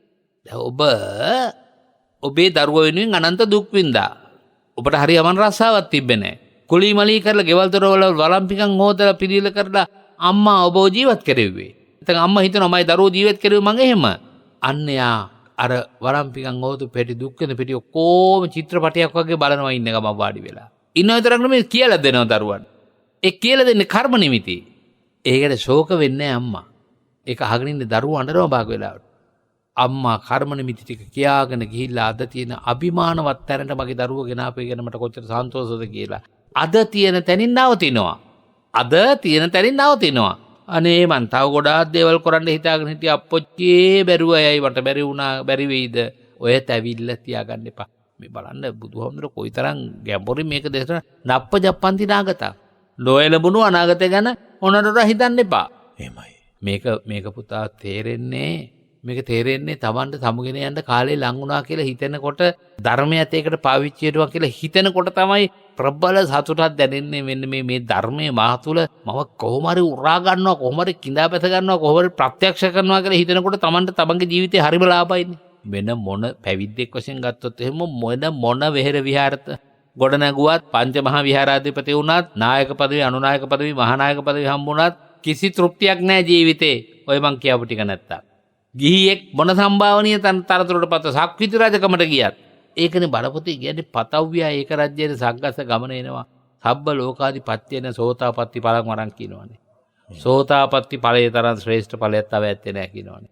ඒ වගේ අධ්‍යාත්මය අද හරියට ගොඩනගාගෙන තමන් ආධ්‍යාත්මික වශයෙන් පොහොසත් උනේ නැත්තම් බාහිර ලෝකේ පොහොසත් කොලා ගොඩනැගිලි හැදුවා අරක කළා මේක කළා ඒ ඔක්කොම නිකන් සරල මට්ටමේ මෙලව ජීවිතයට ඕන කරන ටිකක් විතරයි. හිස් හිතින් තමයි යන්න වෙන්නේ. හිස් හිතින් යන්න වෙන්නේ. හිත ධර්මයේ තුලින් විතරයි පුරව ගන්න ඕන. ඔව්. නැත්නම් අකුසලයෙන් පුරව ගන්න තරමට මේ තථාගත ධර්මයෙන් හිත පිරිච්ච තරමට නැත්නම් තමන්ගේ ගුණ වගාව ගැන හිතා තමන්ට අනාගතයේ කිසි බලාපොරොත්තුවක් මෙතනින් එපිට නැහැ කියලා හැම මොහොතකම මේ බලාපොරොත්තු තියාගන්න. තිබිච්චාව ඒකට ප්‍රශ්නයක් නැහැ. ඒක කරගන්න බැරුව ගියොත් ඒ ඕනම මොහොතක එතන ලොප් කරන්න සූදානමින් ඉන්න. ඒකට පසුතැවෙන්න එපා. ඒකට පසුතැවෙන්න එපා. ඒක එහෙමමයි. දැන් ඔය ඔබ වහන්සේගේ මේ සාකච්ඡාවේ පහදපු කාරණා තුල දෙපැත්ත අනාගතය පිළිබඳ අනවශ්‍ය බලාපොරොත්තු තබාගෙන ඒ ඉටු කරගන්නට බැරි වුණාය කියන පසුතැවෙන්න එපා කියන කාරණේ. ඔව්. සහ දැන් අනික ආපස්සට ගිහිල්ලා බැලුවාම ඉතිහාසයේ මෙනෙහි කිරීමේ සතුට පිළිබඳ සිහිපත් කළා. හැබැයි අපි ගිහියන් විදියට පොහොලට දැන් අර ඔබ වහන්සේ ගත්ත උදාහරණයම ගත්තොත් අම්මා තාත්තා කියමුකෝ අපි කොච්චර දුක් විඳනද මේ දරුවෝ හැදුවේ. ඊට පස්සේ අපි මේ බැල මෙහෙවර කළා අමාරුවෙන් සල්ලි හොයාගත්ත මෙහෙම කියලා. ඒකට ආඩම්බර වෙන පිරිසකුත් ඉන්නවා. දුක් වෙන පිරිසකුත් ඉන්නවා. මුම් මට මෙහෙමයි කරන්නේ. ඒක එතකොට Tamanට හානියක්ද ඒ විදිහට හිතන එක? අන්න හරි. ඒකට තියෙන උදාහරණයක්. ඔව්. කළ හැක්ක කළා. කවුද මම? මට කළ යුත්ත කළේ නැහැ කියලා මට අදාළ නැහැ. එහෙම හිතුව ශෝක වෙයිද? මා කළ යුත්ත කළානේ. ඒ අය මට කළ යුත්ත කරන්න ඕන කියලා නියමයක් නැහැනේ. මා කළ යුත්ත මම කළා එච්චරයි. මට කළ යුත්ත මට නොවෙන්න හේතුවකුත් තියෙන්න පුළුවන්. මොකද්ද? මම පරණ ණයක් ගෙවන්න තිබුණාට මම පරණ ණය ගෙවපු එකයි කොලේ. ඒ නිසා මට ඒගොල්ලෝ කළ යුත්ත කළේ නැහැ කියලා මගේ හිතට ශෝකයක් එනවා තමයි. මම මේ මොහොතේ සිටේ ශෝකයෙන් නවත්තලා මම මාගේ ලෝකය තුල තනි වෙනවා. මම කළ යුත්ත කළ හැක්ක කළා කියලා විතරයි මම සන්තෝෂ වෙන්නේ. ඒ නිසා ඉන්නේ අර පරණ කවියක තිබෙනවා රටෙන් නුඹට නොව නුමෙන් රටට කළ යුතුයකම් කළ සමුගන්නේ කියලා. ඒ කියන්නේ අපි හැමතිස්සෙම බලන්නේ අපිට මොනවද කළේ කියලා. ඔව්. අපි කරපු දේවල්ලා ඒක හිතින් අත්හැරලා සතුටෙන් සමුගත්තා නම් ඒ ප්‍රශ්නේ නෑ. ඇත්තටම නෑ. දැන් අනිත් පැත්ත මෙහෙමත් පුළුවන්. ගොඩක් දුක් විඳලා දරුවෝ හදනවා. ඔව්. ඒ දරුවෝ එදත් හරි කීකරුයි. එදත් ඒගොල්ලෝ පුළුවන් හැටියට අම්මා තාත්තා බලාගත්තා. දැන් අම්මා තාත්තට බෑ. එනට පුදුම සතුටක් වෙනවා මගේ දොස්තර පුතා, මගේ ඉංජිනේරු දුව. අනේ මට කිසි දෙයක අඩුවක් තියන්නේ නැහැ. මාව හරියට බලා ගන්නවා. කළ යුත්ත කළ දෙයට මට මේ ටික ලැබෙන්නේ මම පෙර කරලාද පින් නිසානේ. ගුණ ඇති දරුවන්ට සලකපු නිසානේ. නැත්තම් අපි බහුතරයකට හිතන්නේ මං පොල සර්පයන්ට කිරිපොවක තමයි කරලා තියෙන්නේ. නමුත් කිරිපෙව්වේ සර්පයන්ටද නැද්ද කියලා කතාව නැහැ. කිරිපෙව්වනේ. යුතුයකමනේ. යුතුය කෙවුවා කිරිපෙව්වා එච්චරයි. බල්ල හපා ගන්න පුළුවන්. ඒ බල්ලගේ ස්වභාවයනේ. සර්පය හපා ගන්න පුළුවන් සර්පයාගේ ස්වභාවයනේ. මම කලේ මිනිස්යාගේ ස්වභාවය. කළ යුත්ත කළා. කළ යුත්ත කළා. එතනින් මම නවතිනවා. ඒකම තමයි රන්තර පාඩම. මේක උපාධි 10ක් වටින පාඩමක්. ඇත්තටම බන සියුම්ව හිතනකොට නැවත නැවත හිතනකොට මෙනෙහි කරනකොට මේක තමයි ජීවිතේ පාඩම කියලා හිතෙන්නේ. ඉතින් මේට වැඩිය මොකක්ද? තුම රසවත් ජීවිතය. එහෙමයි අපේ. තුම රසවත් ජීවිතය. ඔබ වහන්සේ කියනවා අවංකව මටත් දැනෙනවා ඒක. මොකද මේ අහපු විනාඩි 20 මේක තමයි ජීවිතය කියලා අපිට හිතෙන්නේ. හිතෙන් මේ අනේ මොනවටද මේ අඩන්තේට්ටම් කරගන්නේ මට? අපි මේ මුලා වෙලා වගේ ඉන්නේ. ඇත්තටම මුලා වෙලා මම කිව්වේ කවුරු හරි ජයග්‍රහණය කරනවා. ජයග්‍රහණය කරනවා. මම ගෙදර ඉඳලා පුපුරු ගහනවා, කන්නෙත් නෑ, බොන්නෙත් නෑ, අඳින්නෙත් නෑ, නාන්නෙත් නෑ. මගේ තියෙන බඩු පුටු පිළිහෙර බම් වැඩට යන්නෙත් නෑ. මට හරි අප්සෙට්. මොකද මගේ හතුරට ජයග්‍රහණය ලැබුණා. ඊළඟට මගේ මිනිහා පරාජය වුණා. කන්නෙත් නෑ, බොන්නෙත් නෑ, නාන්නෙත් නෑ, අඳින්නෙත් නෑ. බඩු මුට්ටුත් පොළවේ ගහන උඩ බලාගෙන දවස් 30 මුණින් අතර ලැබු තියෙනවා. අර මිනිහා දන්නෙත් නෑ හැම එකක්. ඒ මිනිහට මගේ මිනිහෙන්නේ නෑ. නෑ ඒ මිනිහට මගේ මිනිහ නෑ. ඒ මිනිහට තියෙන්නේ එතෙන්ට තැනට යනකම් එකතු කරගත්තු පිරිසක් විතරයි. දැන් උදාහරණයක් වශයෙන් අපි හිතමු පහුගිය දවස්වල අනේ අගමැතිතුමෝ යන්න එපෝ කියාගෙන ලක්ෂ සංඛ්‍යාත පිරිසක් ගියා. මහින්ද මහත්තයා පස්සේ ආවා. ඔව් ආවා. දැන් උන් ඔක්කොම ගෝල් පෙස් එකට ගියා. එතකොට අර්ලිකා මන්දිරේ ඉස්සරහිට පෙවුන්න ගැහුවා. එතකොට නිකාම නෙවෙයි උන්ටත් පොළු පාර අනිත් පැත්තට වැදුනානේ. අපි කියන්නේ එකක් වුණාට. දැන් පාරේ දාගෙන ගහද්දි යකින් බේරේ වැවේ නාද්දි අර කොල්ල මොකද කිව්වේ? එන්න කියාපන් දැන් ගොඩ ගන්න කියාපන්. මහින්ද උන්න හැට දැනුණාද එකක්වත්? අඩු ගන්න බේරේ වැවේ ගඳවත් දැනුණාද? ෂෝක් එකට උඩින් ගියානේ. කාට කළත් ඔච්චර තමයි. කාට කළත් ඔච්චර තමයි. එයා මම දන්නවා මිසක් මං එයා දන්නේ නැහැ කියලා කිව්වා වගේ. එහෙමත් වෙනවනේ. එහෙමයි. ජනපතිතුමා ඒක මම දන්නවා. මේ ආපු මිනිස්සු මාව දන්නවා. මට හිතවන්තයි. නමුත් මන් දන්නේ නැහැ. කොහොම මන් දන්නේ? මට අදාළත් නෑ ඒක. අර යන හරක්කරට අදාළත් නෑ ඒක. මේක තේරුම් ගන්න බැරි කම නිසානේ මේ මම කොළ මම නිල් මම මේ පාට මම මෙයාගේ මෙහෙම කියලා බෙදාගෙන තියෙන්නේ. අපිට හානියම්ම තමයි අර මේ පිම්පව් ගැන කතා කරපු නිසා මට එතන පොඩ්ඩක් මොකක් හරි මේ ලකදී දවසක් කතාවක් කරන්න ගිහිල්ලා එහෙමයි. මේ පතකබකේ හරි පම්පෝරි ගහනම් මගෙනෙක් මම ඒ ඇමතිගේ නම කියන්නේ අපට මේ ළඟම නෑකමක් තියෙනවා මේ ඔය පුතා කියලා කිව්වා. ඇමති කෙනෙක් ඌට බලෙත් තියෙන වෙලාවේ මං කිව්වා මේ පොඩි වැඩක් තියෙනම් කරගන්න පුළුවන් ද කතා කරලාම යන්න නැතුව. එහෙමනම් බැරි වෙයි ඉතින් අපි හන්නේ එච්චරම නෑලු ඒ පාර කියලා. ඒ කියන්නේ මෙයා එයා දන්නවා එයා මෙයා දන්නේ නෑ ඇත්තටම. ඒක කතාව. බොරුව ඒ පම්පෝරි කියවන්නේ නෙමෙයි අපේ නෑදෑයෝ නෙමෙයි කියලා කියාගන්න නෙමෙයි. ඒ වගේ හරි විහිළු කතා විහිළුවක්මයි ජීවිතය කියන්නේ හුඟක් දෙනෙකුගේ බැලුවම. එහෙමයි. ලැජ්ජ හිතෙනවා නේද? ඇත්තට ගැඹුරට කල්පනා කරලා බලද්දි. එහෙමයි අපේ ආන්දරනේ. ඇත්තටම අපි රැවටෙනවා. අපි රැවටි අපුවත් රවට්ට ගන්නවා. රවට්ට ගන්න. ඉතින් මේ දෙකම හානි කරයි. ඕකටම තමයි පුතා වංචක ධර්ම කිව්වේ. රේරුකාණේ නායකර පොතක්ම ලිව්වනේ. වංචක ධර්ම ගැන. වංචක ධර්ම හා චිත්තෝපක්ලේශ ධර්ම කියලා. දැන් ඒකෙන් තමයි මම කෝදෝ චිත්ත සුපක්ලේශෝ කියන වචනය තෝරගත්තේ. ව්‍යාපාදෝ චිත්ත සුපක්ලේශෝ උපරාහෝ චිත්ත සුපක්ලේශෝ. ඉතින් කොච්චර උපක්ලේශ ධර්මයන් පිළිබඳව කරුණු කියලා තියෙනවද? මම මාව වංචක කියන්නේ මට අනුන් මාව රවට්ටන එක මට අඳුර ගන්න පුළුවන්. මම්මාව රවට්ට ගැනීම. මම මාව රවට්ට ගන්න එක අඳුර ගන්න බෑනේ. ඇත්තටම අපි ජීවත් වෙන්නේ ඔබ ජීවත් වෙන්නේ ඔබට රැවටිලා. ඔබ හිතන් ඉන්නේ ඔබ නැතුව මොකක් කරන්න බෑ. මම නැත්තම් මගේ දරුවෝ ඉවරයි. නෑ. උඹ නැති වෙලා බලාපල්ලා ෂෝක් එකට ඉන්නවනේ. මම අර කිව්වේ. මාත් උඹ පස්සෙන් එනෝ කිව්වට නෑ නියමෙට ජීවත් වෙනවා ඊට පස්සේ හැමෝම.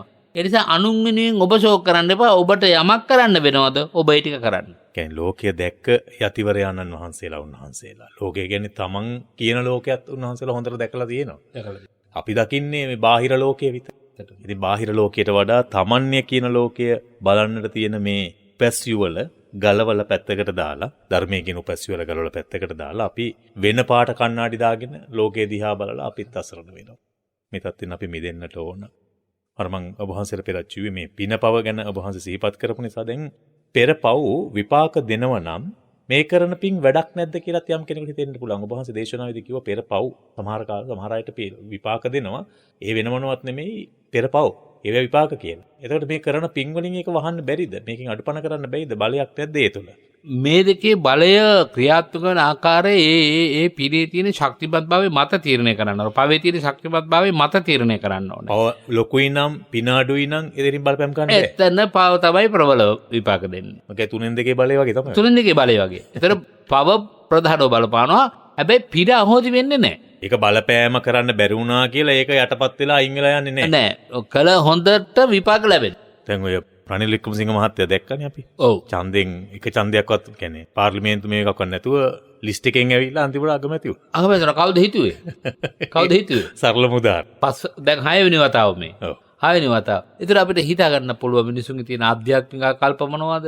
මිනිසුන්ගේ තියෙන රුචි අරුචිකම් මොනවද? මිනිසුන්ගේ තියෙන රුචි අරුචිකම් වලට ප්‍රධාන පාලකයා කන් දෙනවද? නැත්නම් මුළු මහත් රටක් එකම එක ආසනයක් දෙන්න නැතුව. ආසනයක්වත් දිනා ගන්න බැරි වෙච්ච මිනිසයාට මේක දෙන්න ඕන කියලා හිතනකොට පිනෙයි කියලා කිව්වොත් කවුරු හරි වැරද්දක්.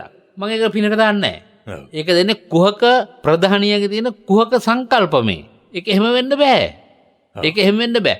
ඒක එහෙම වෙන්න අභ්‍යන්තරික ඡන්දයක් පාවිච්චි කරනවා නම් අවම වශයෙන් නිෂේධ බලය පාවිච්චි කරන්නේ නැතුව මේකනේ මේ කිව්වේ විධායක ජනාධිපති ක්‍රමය අහෝසි කරමු කියලා. දැන් එයාට හිතන එක්කනනේ මේ තෝරගත්තේ. දැන් 225ක් ඉන්නවා නම් අඩු ගන්න 100ක්වත් කැමති වෙනවා නම් මේකට. අහලා බලන්න එපායි. කොමුණත් කර්මය අනුව කියලා කියන්න බෑ. ඔව්. ප්‍රධානියගේ හෝ අන්තවාදී හෝ බැඳිනකන හෝ බණගේ චින්තනයේ ස්වභාවය අනුව එක සිද්ධ වෙන එක කර්මයට දාන්න එපා. ඒක එයාගේ පින එයාට ලැබෙන්න තියෙන දේ ලැබෙනවා. එහෙම ඒ වගේ පටු තැනකට ධර්මයේ ගන්න හොඳ නැහැ. ඒක හරි අසාර්ථකයි. එහෙමයි. තේරෙනද? ඕනම නර්මයේ තෝරන්න පුළුවන්. ඕනම මෝඩේ තෝරන්න පුළුවන් බහුතරයකට වාසිය සැලසෙනවා නම් එයා හරහා එයා තෝරන්නේ කර්මය නිසා නෙමෙයි. ඒ ලාභය ලබන්න බලාපොරොත්තු වෙන මිනිසුන්ගේ ඡන්දය හරහා. එහෙමයි. අපි හඳුනන එතකොට දැන් ධර්මයේ තිබෙන සන්දිට්ඨික භාවයක සේද අපි හඳුනන්නේ. ධර්මයෙන් තිබෙන මෙලොව ඒ අස්පනා පිටම ප්‍රතිඵලදායක භාවය කියන එක අපේ මිනිසුන්ට ඒක ලැබෙනවද? අපේ මිනිස්සු ලැබෙන්නේ නැහැයි කියලා මේ පුන පුනා කියන අනේ කිසිම කොච්චර හොඳට හිටියත් මෙහෙම ලැබෙන්නේ නැහැ කියන්නේ. එතකොට ඒක හරියට නියැලිලා නැතිකමද නැත්තම්? හැබැයි ඒකට මෙහෙමත් කියන්න ඕන. සමහර දේවල් තියෙනවා මෙලොවම කරන හොඳ ඒ මොහොතේම විපාක දෙන වෙලාවල් තියෙනවා. ඔව්. ඒක නෑ කියලා කියන්න බෑ. දිට්ඨ ධම්ම වේදනීය. දිට්ඨ ධම්ම වේදනීය වශයෙන්. දැන් උදාහරණයක් වශයෙන් ගත්තාම අපි හිතමුකෝ අපි රටට බණ කියනවා. දැන් මේ බණ කියමින් ඉන්න අතරදී මම සිහිපත් කළා මට වකුගඩුවක් බද්ද කරන්න උනොත් කොහොමද කියලා. කී දෙනෙක් කැමැත්ත ප්‍රකාශ කරලා තියෙනවද එතකොට? එහෙමයි. හදපත්ලෙන්ම. එතකොට ඒ ඇයි ධර්ම දේශනා කිරීමේ දිට්ඨ ධම්ම වේදනීය ආනිසංස.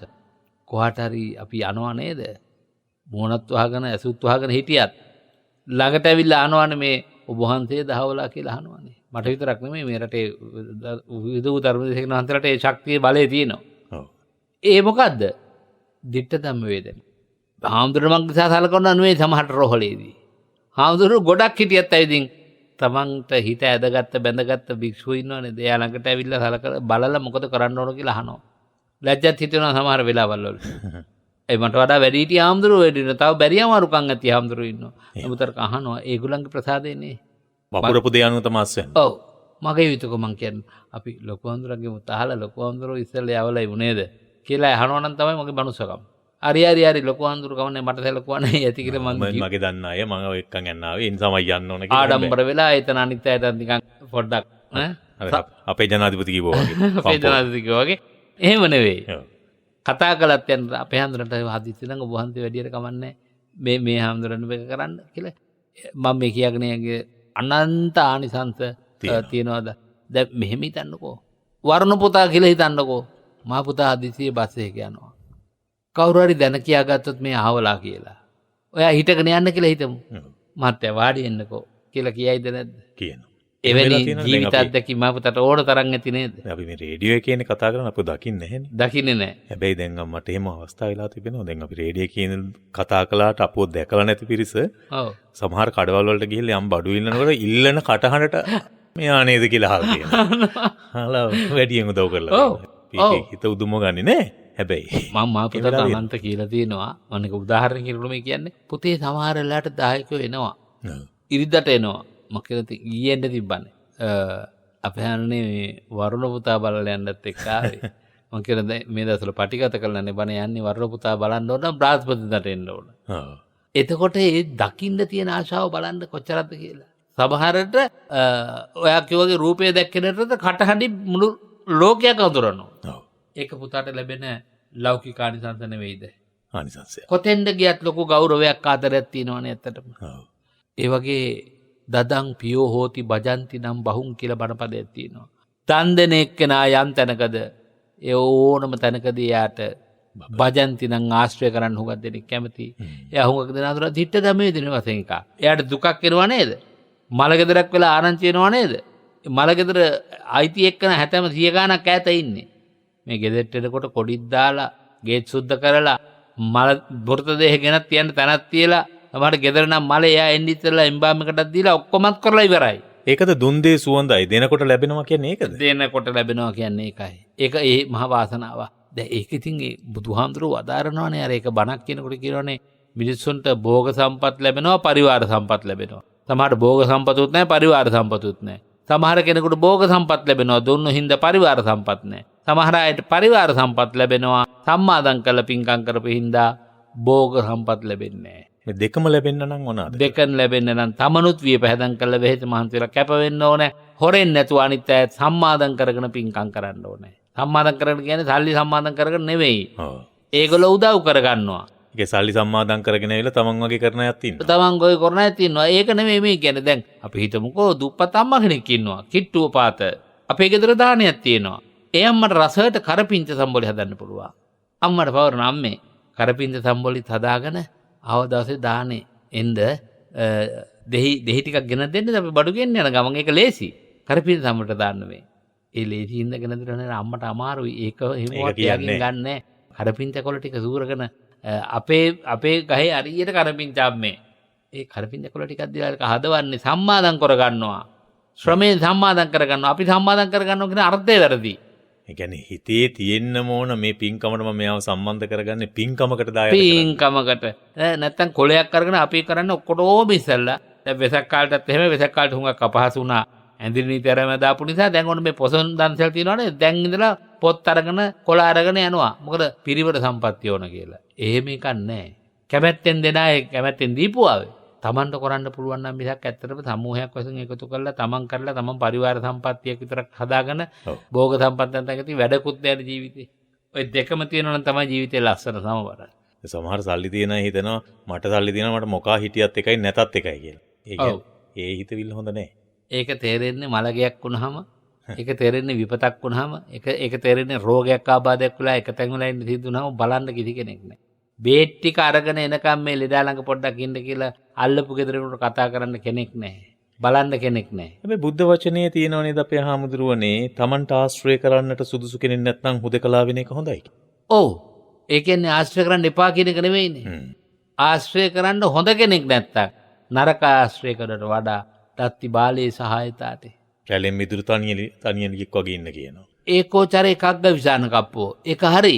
මේ කිව්වේ කවුරුත් ආශ්‍රය කරන්න එපා කියලා නෙමෙයි. කිසිම කෙනෙකුගේ ලෙඩක් දුකක් හැදුනහම ගෙදරකට කොට වෙලා මොකද කියලා අහන්න නැත්තම්. කෙනෙක් ඉන්නවා රෝගාබාධයක් වෙලා රෝහලක අවුරුද්දක් හිටියත් කවදාවත් එයා බලන්න ගියේ නැත්තම්. තමන්ගේ ගෙදර රෝගියෙක් හැදිච්ච දවසට බේත් ටික අරන් එනකන් ගෙදර නවත්තලා යන කෙනෙක් නැත්තේ මිනිස්සු ආශ්‍රය නොකරන නිසා. මිනිස්සුන්ට තමන් පිහිට වෙන්නේ නැති නිසා. අඟුලිමාල හොයාගෙන බුදුහාමුදුරුවෝ වඩින්නේ නෑ එහෙම. නෑ. ඔව්. ඇත්තටම ඇත්තයි.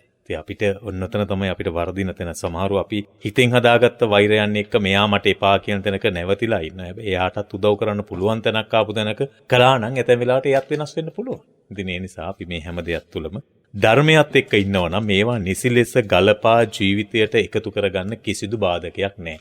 කිසිදු ගැටලුවක් නැහැ. හොඳ අවබෝධයෙන් අපේ හැමදෙරෝක්ක දේශනාවේදී සුත බුද්ධ කියන වචනේ මම හිතන්නේ මේ ධර්මය අහන අයට ඒ උතුම් මානසිකත්වය ඇති කරගන්නේ හේතුවක් බවට පත් වේවි. අද අපිට වැඩසටහන නිමාවට පත් කරන්නට කාලය එළඹ තිබෙන මොහොතේ යුතුයකම් කරන්නට ඕනෑ කියන කාරණේ ඉන්න අපේ හැමදෙර හැම විටම තමන් වහන්සේට යමක් පූජා කළා නම් යමක් ශාසනය වෙනුවෙන් පූජා කළා නම් හිතේ බොහොම ශ්‍රද්ධාවෙන් ගෞරවයෙන් ඒ වෙනුවෙන් උපහාර පුදනවා. එහෙම නැත්නම් කෘතගුණ සලකනවා. පුණ්‍ය අනුමෝදනා කරනවා, ආශිර්වාද කරන එක උන්වහන්සේ ඕනෑම මොහොතක සිදු කරන දෙයක්. ඒක තමයි ඒ යුතුයකම වගකීමකින් උන්වහන්සේ දකින්න. එතනින් නවතින උන්වහන්සේට පුළුවන්. ඒ නිසා ඒ උතුම් අවස්ථාවට තමයි හැමදේම මෙත්නෙත් පාමුලේ අවසාන විනාඩි කිහිපය යොදවන්නට අපි බලාපොරොත්තු වෙන්නේ. අදත් ඒ උතුම් අවස්ථාව උදාපත් කර දෙන්න අපි සූදානම්. බොහොම ගෞරවයෙන් ඔබ වහන්සේට ඒ සඳහා ආරාධනා කරනවා. සදහැවත් ගුණවත් සෝභාමත් සිත් ඇති පින්වත්නි, පාරිත්‍ර සිහිපත් කළා වගේ අපගේ නිරෝගීභාවය වෙනුවෙන් පින්නැති ඔබ නොඑක ආකාර කැපවීම් සිද්ධ කරනවා. දානමාන ටික වැඩමුවගෙන ආවත් ඒ දානමානයට සකස් කරන්නේ නිරෝගී භාවයට උමනා කරන ප්‍රත්‍ය දේවල්. ඒ වගේම මිල මුදල් අනකුත් යාන වාහන පහසුකම් රෝගී භාවයට පත්වෙන හැම වෙලාවෙම ඔබ තත්පරව මා වෙත සලස්වා තිබෙනවා.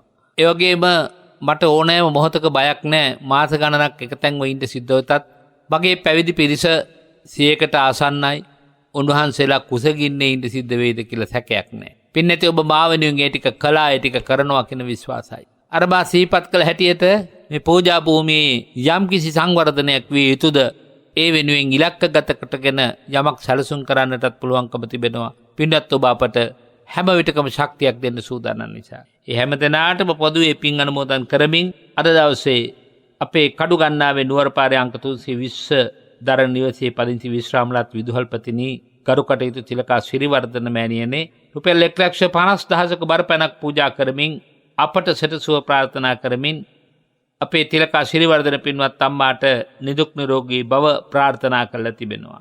ඉරේෂා අසංසනී ආදරණීය දියණියගේ අනාගත බලාපොරොත්තු ਸਰව ප්‍රකාරයෙන් සාර්ථක වේවා ප්‍රාර්ථනා කරමින් දෙපාර්ශ්වයේමගේ සියලු ඥාතීන්ටත් පින් අනුමෝදන් කරවා තිබෙනවා. ඒ වගේම ජේ.එම්. සෝමවති පින්වත් මෑණියන් ඇතුළු පිරිස නැත්නම් ග්‍රාණි උපාසකම්මා කියලා ආදරෙන් කවුරුත් හඳුන්වන කෑගල්ලේ පිටිහුම බෙලිගස් පාරේ අංක 102කින් 12 නිවස දරන තැනෙහි වාසය කරන අපේ මෑණියනේ ඔබතුමිය 25000ක බරපැන පූජා කරමින් මා වෙත නිදුක් නිරෝගී බව ප්‍රාර්ථනා කළ සියලු ඥාතීන්ට පින් දෙමින් කෑගල්ල කහරපිටියේ පදිංචි එල්.ජී. මැගිනෝනා එවැගේම කමන්ති තමන්මාලා සීතාරංජනීය නායකගේ නැසීගේ දෙමව්පියවරුන්ට සියලු ඥාතීන්ට පින් අනුමෝදන් කරන්නට අදහස් කළා තියෙනවා. නන්නරින් උදව් උපකාර කරන හැම දෙනාටම නිර්වාණ සුවය ලැබේවායි ප්‍රාර්ථනා කළා තියෙනවා. එමෙන්න රුපියල් 25000ක බරපැනක් පූජා කරමින් ගොන්නාපාන පිළිවෙල රුපියල් අංක 27න් 2 නිවසේ WAP දයානේ පින්වත් මහත්මිය අපට සෙත් ප්‍රාර්ථනා කරලා සුජීවත් සිරිතනක් නිදුක් නිරෝගී බව වේවා. තමන්ට නිවන් පිණිස මේ පින්කම පාරමිතාවක් වේවා කියා ප්‍රාර්ථනා කර තිබෙනවා. ඒ වගේම RAK රාජපක්ෂ පින්වත් අම්මා අංක 192 වටද්දර වේයන්ගොඩ සිට රුපියල් 75000ක බරපැනක් මේ වෙනකොට පූජා කරලා තියෙනවා මගේ නිරෝගී සම්පන්නිය වෙනුවෙන්.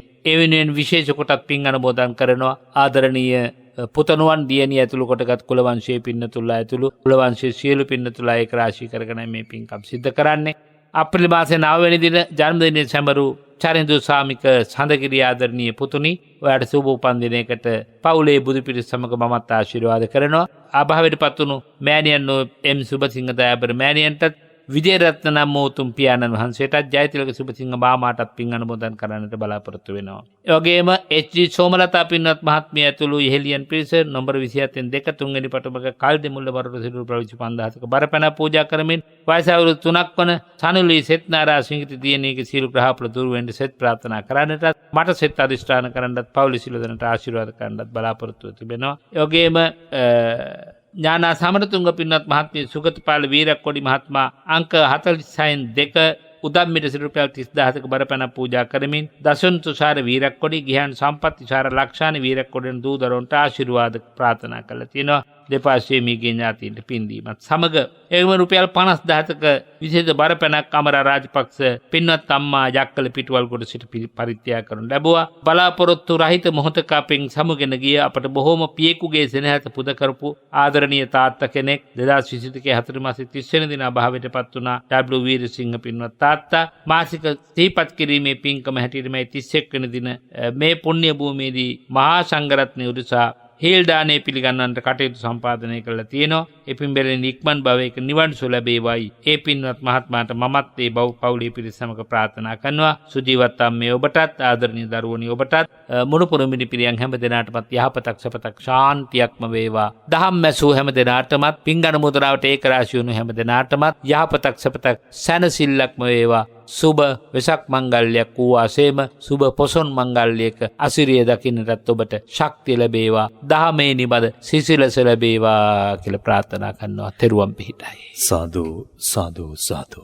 මෙත්නෙත් පාමුල වැඩසටහනයි මෙලෙස නිමාවට පත්වන්නේ. ඔබට නැවත අපි ආරාධනා කරන අපේ ස්වාමීන් වහන්සේ සිහිපත් කරපු කාරණා වගේම පුණ්‍ය අනුමෝදනා කරපු පිරිස වගේම මේ අනාගතයේදීත් මේ පුණ්‍ය භූමියට උදව් උපකාර කරමින් උන්වහන්සේගේ රෝග පීඩාවන් සුවපත් කරන්නට දිරිදෙන ශක්තිය දෙන දායක වන පින්වතුන් ඉන්නවා. ඒ අය වෙනුවෙන් බොහෝ විට අපෙන් විමසනවා දුරකථන අංක.